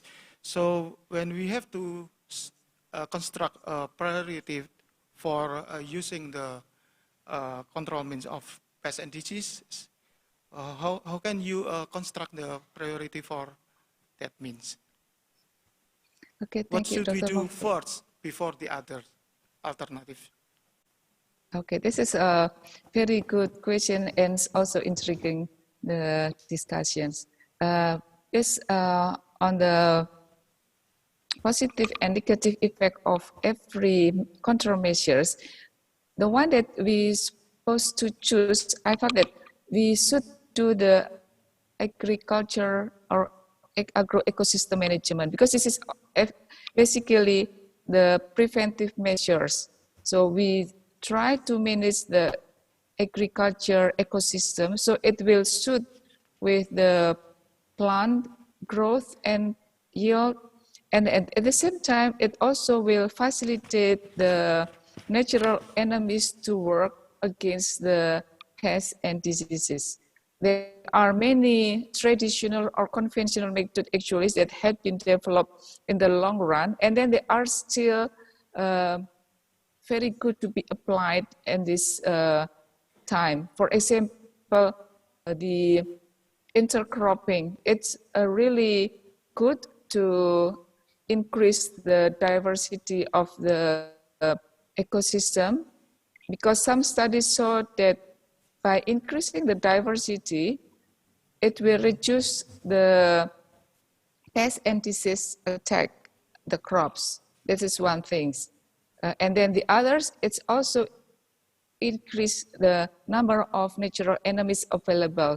If we can balance the natural enemies and also the pest or disease that exist in the field, then hopefully we will suffer less damage.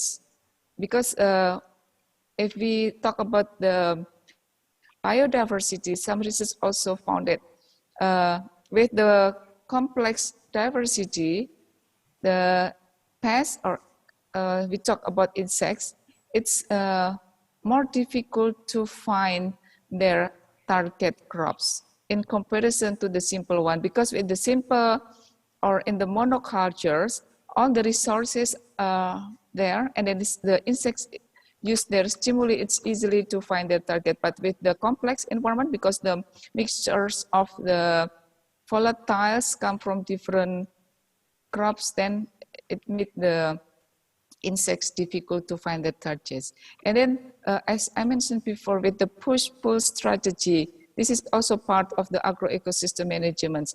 We can plant the crops that repel the pests to come to the field, but at the same time, we can also plant the trap crops to attract the pests to come to the trap crops. And then we can just remove the trap crops, and then hopefully the commercial crops that we plant will be suffer less damage. And then I also explained before with the planting refugia plants, the flowering plants along the edge of the field, it will provide the refugee area for the natural enemies and also the pollinators. And also at the same time, it's also provide food for them because the flowering plant will have the nectars, honey, and then we also found from the research that the some natural enemies also consume nectars and honey to prolong their lifespan and also to increase their fecundity.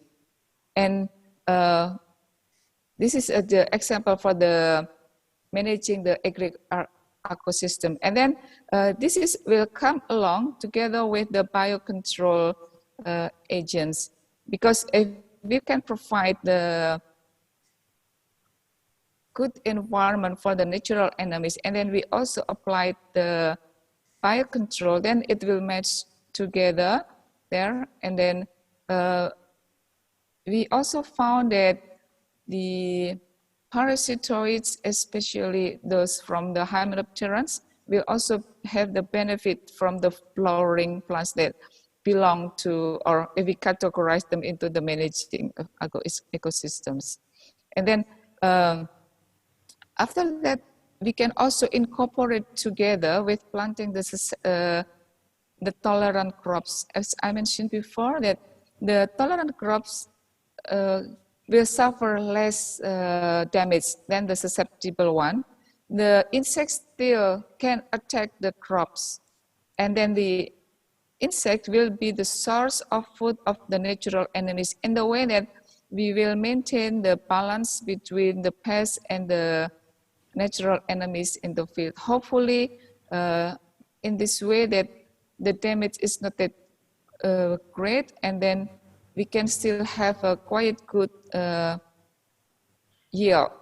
However, we understand that the farmer rely heavily on the use of pesticides because of the easiest way or the quick result if we apply the pesticides. So that's why we need to invent a new pesticide. So the one that I suggest, or there are some research regarding the nanopesticide, because with the nanopesticide, the advantage is that we can apply in the lower amount and then they are still effective, although we may also have some negative effect that is still undergoing research, but there is also one thing.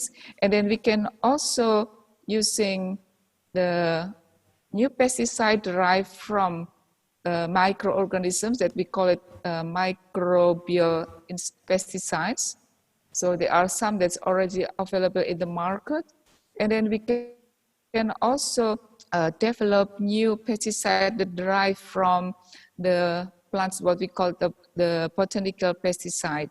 And then with the nanotechnology, actually some research have been conducted to improve the effectivity of the biopesticides or the botanical pesticides, because with the pesticides that derive from the natural products, they are vulnerable to UV light and also to the other environmental conditions. So if we can put them in the microcapsulations, then it will extend their lifespan in the field. So it's long enough to have their effectiveness against the crops, but they are protected against some UV or the low humidity that affect their effectivity. And then we can still also adapt many other measures, for example, the mechanical or physical measures all together into integrative pest management. So hopefully I answer your questions, Dr. Mufid. Or do you have any comments on it? Okay, thank you, Dr. Rukmawati. So we have to put the increase of diversity as the first alternative before we using the other alternative. And also we have to put the the use of pesticide as the last alternative, but there are no alternative of managing pests and disease in a good way. Thank you, Dr. Rukmawati. We still have 5 minutes for discussion. Any other question from audience? Raise your hands or write your question in the chat room.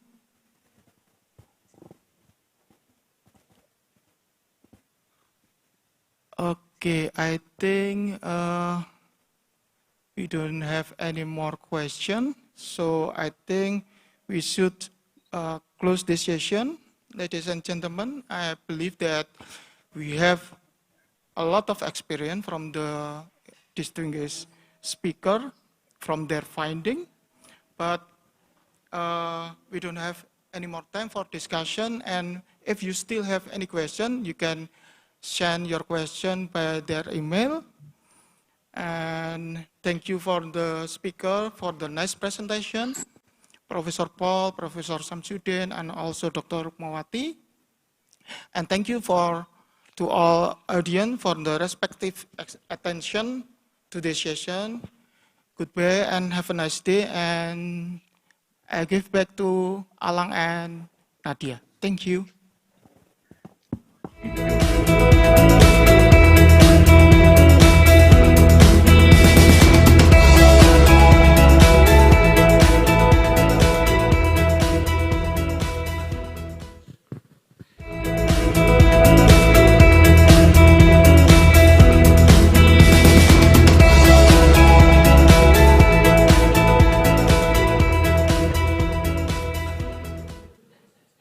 Okay, a very big thank you to all of the invited speakers and also our moderator who have spoken with us in the second speaker sessions. Insightful topic and also a fruitful discussions, Alang.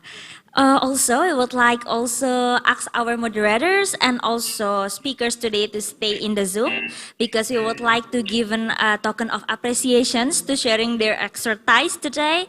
And kindly be invited Professor Insinyur Ali Munawar, Master of Science PhD.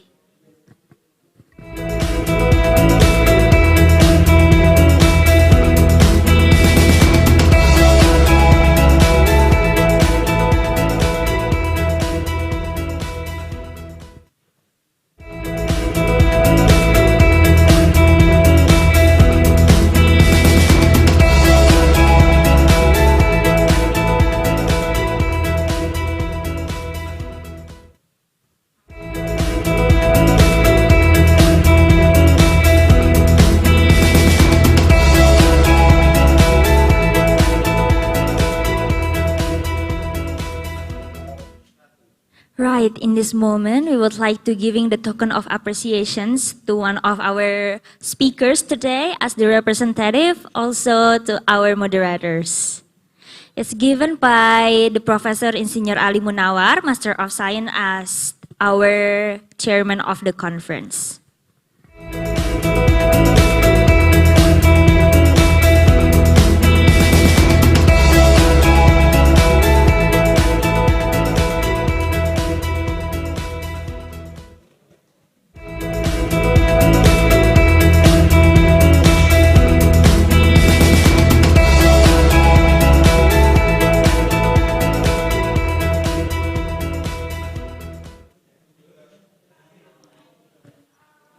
And now we will hold a photo session.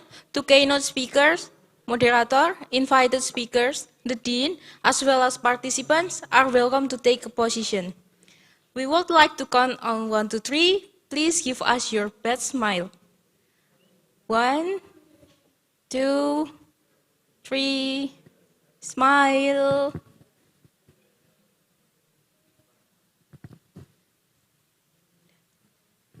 I think another photo sessions right now. We will count into 1, 2, 3. Smile.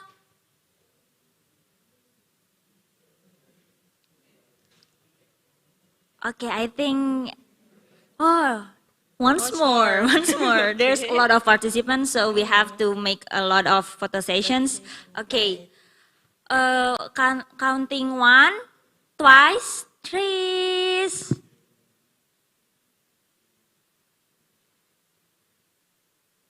Okay, is it enough? I think so, yeah.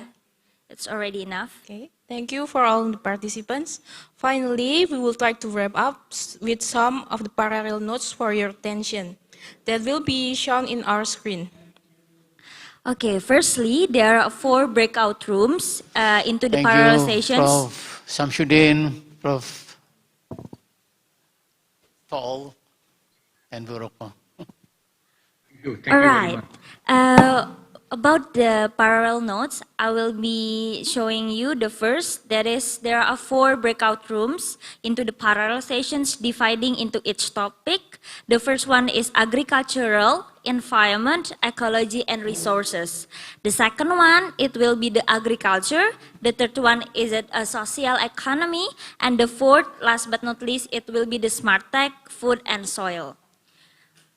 For bearing in mind, the second is there will be a best presenter in each breakout room. So please prepare the best presenter of your style and you will get the present.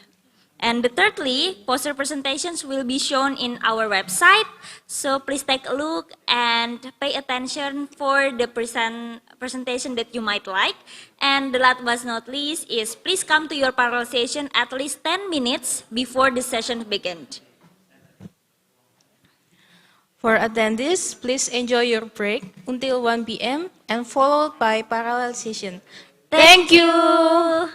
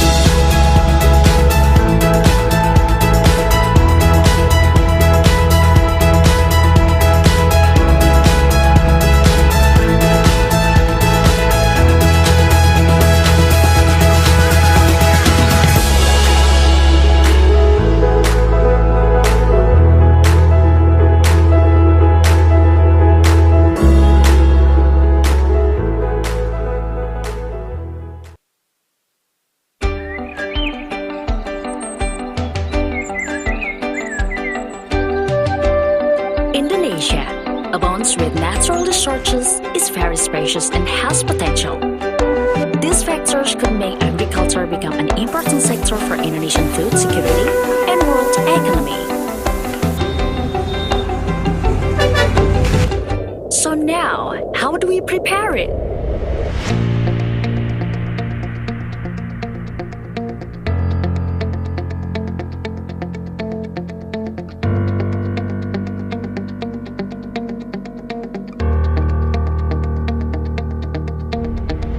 Faculty of Agriculture, Universitas Pembangunan Nasional Veteran Yogyakarta would create human resources who are able to optimize the potential of agriculture in Indonesia based on the spirit, state, given, and have a global perspective.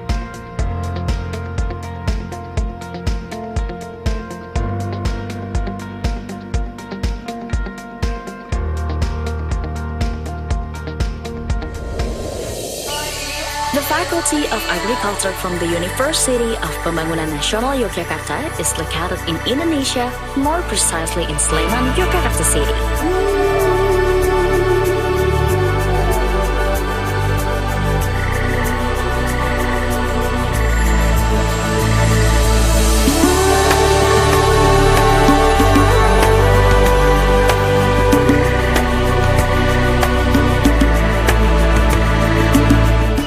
Faculty of Agriculture has 2 majors with 4 study programs.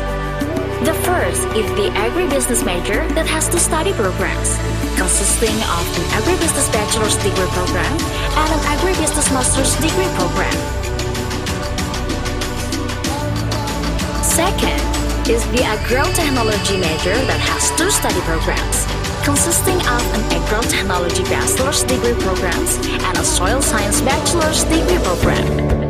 The Faculty of Agriculture also has an independent learning system where students are able to take 3 credits outside of the study program. The form of the independent learning system may include a student exchange, an internship program, serving as a teaching assistant in an education unit, a village development program, an independent project or study, and military training.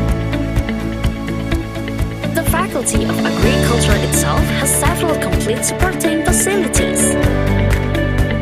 Classrooms equipped with air-conditioned rooms, audiovisual equipment, and internet connection. Such as the administrative facility, where students can fulfill all administrative needs easily and quickly.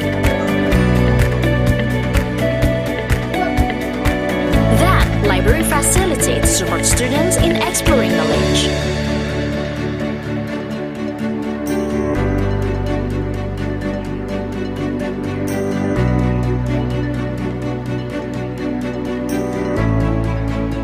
The laboratory facilities, where each study program has its own laboratory, so students can easily do the research and practicums at any time.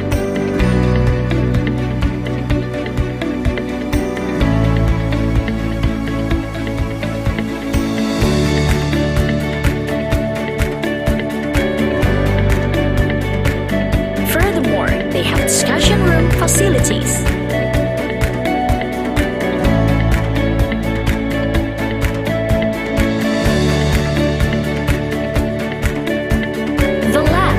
Greenhouse facilities were also located in agricultural faculty.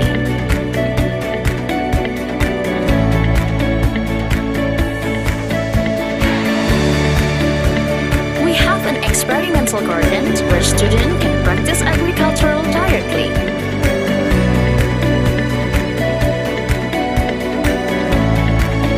To support the implementation of the 3 Dharma of higher education, we have collaborated with various parties such as universities, government, and private institutions, both at home and abroad.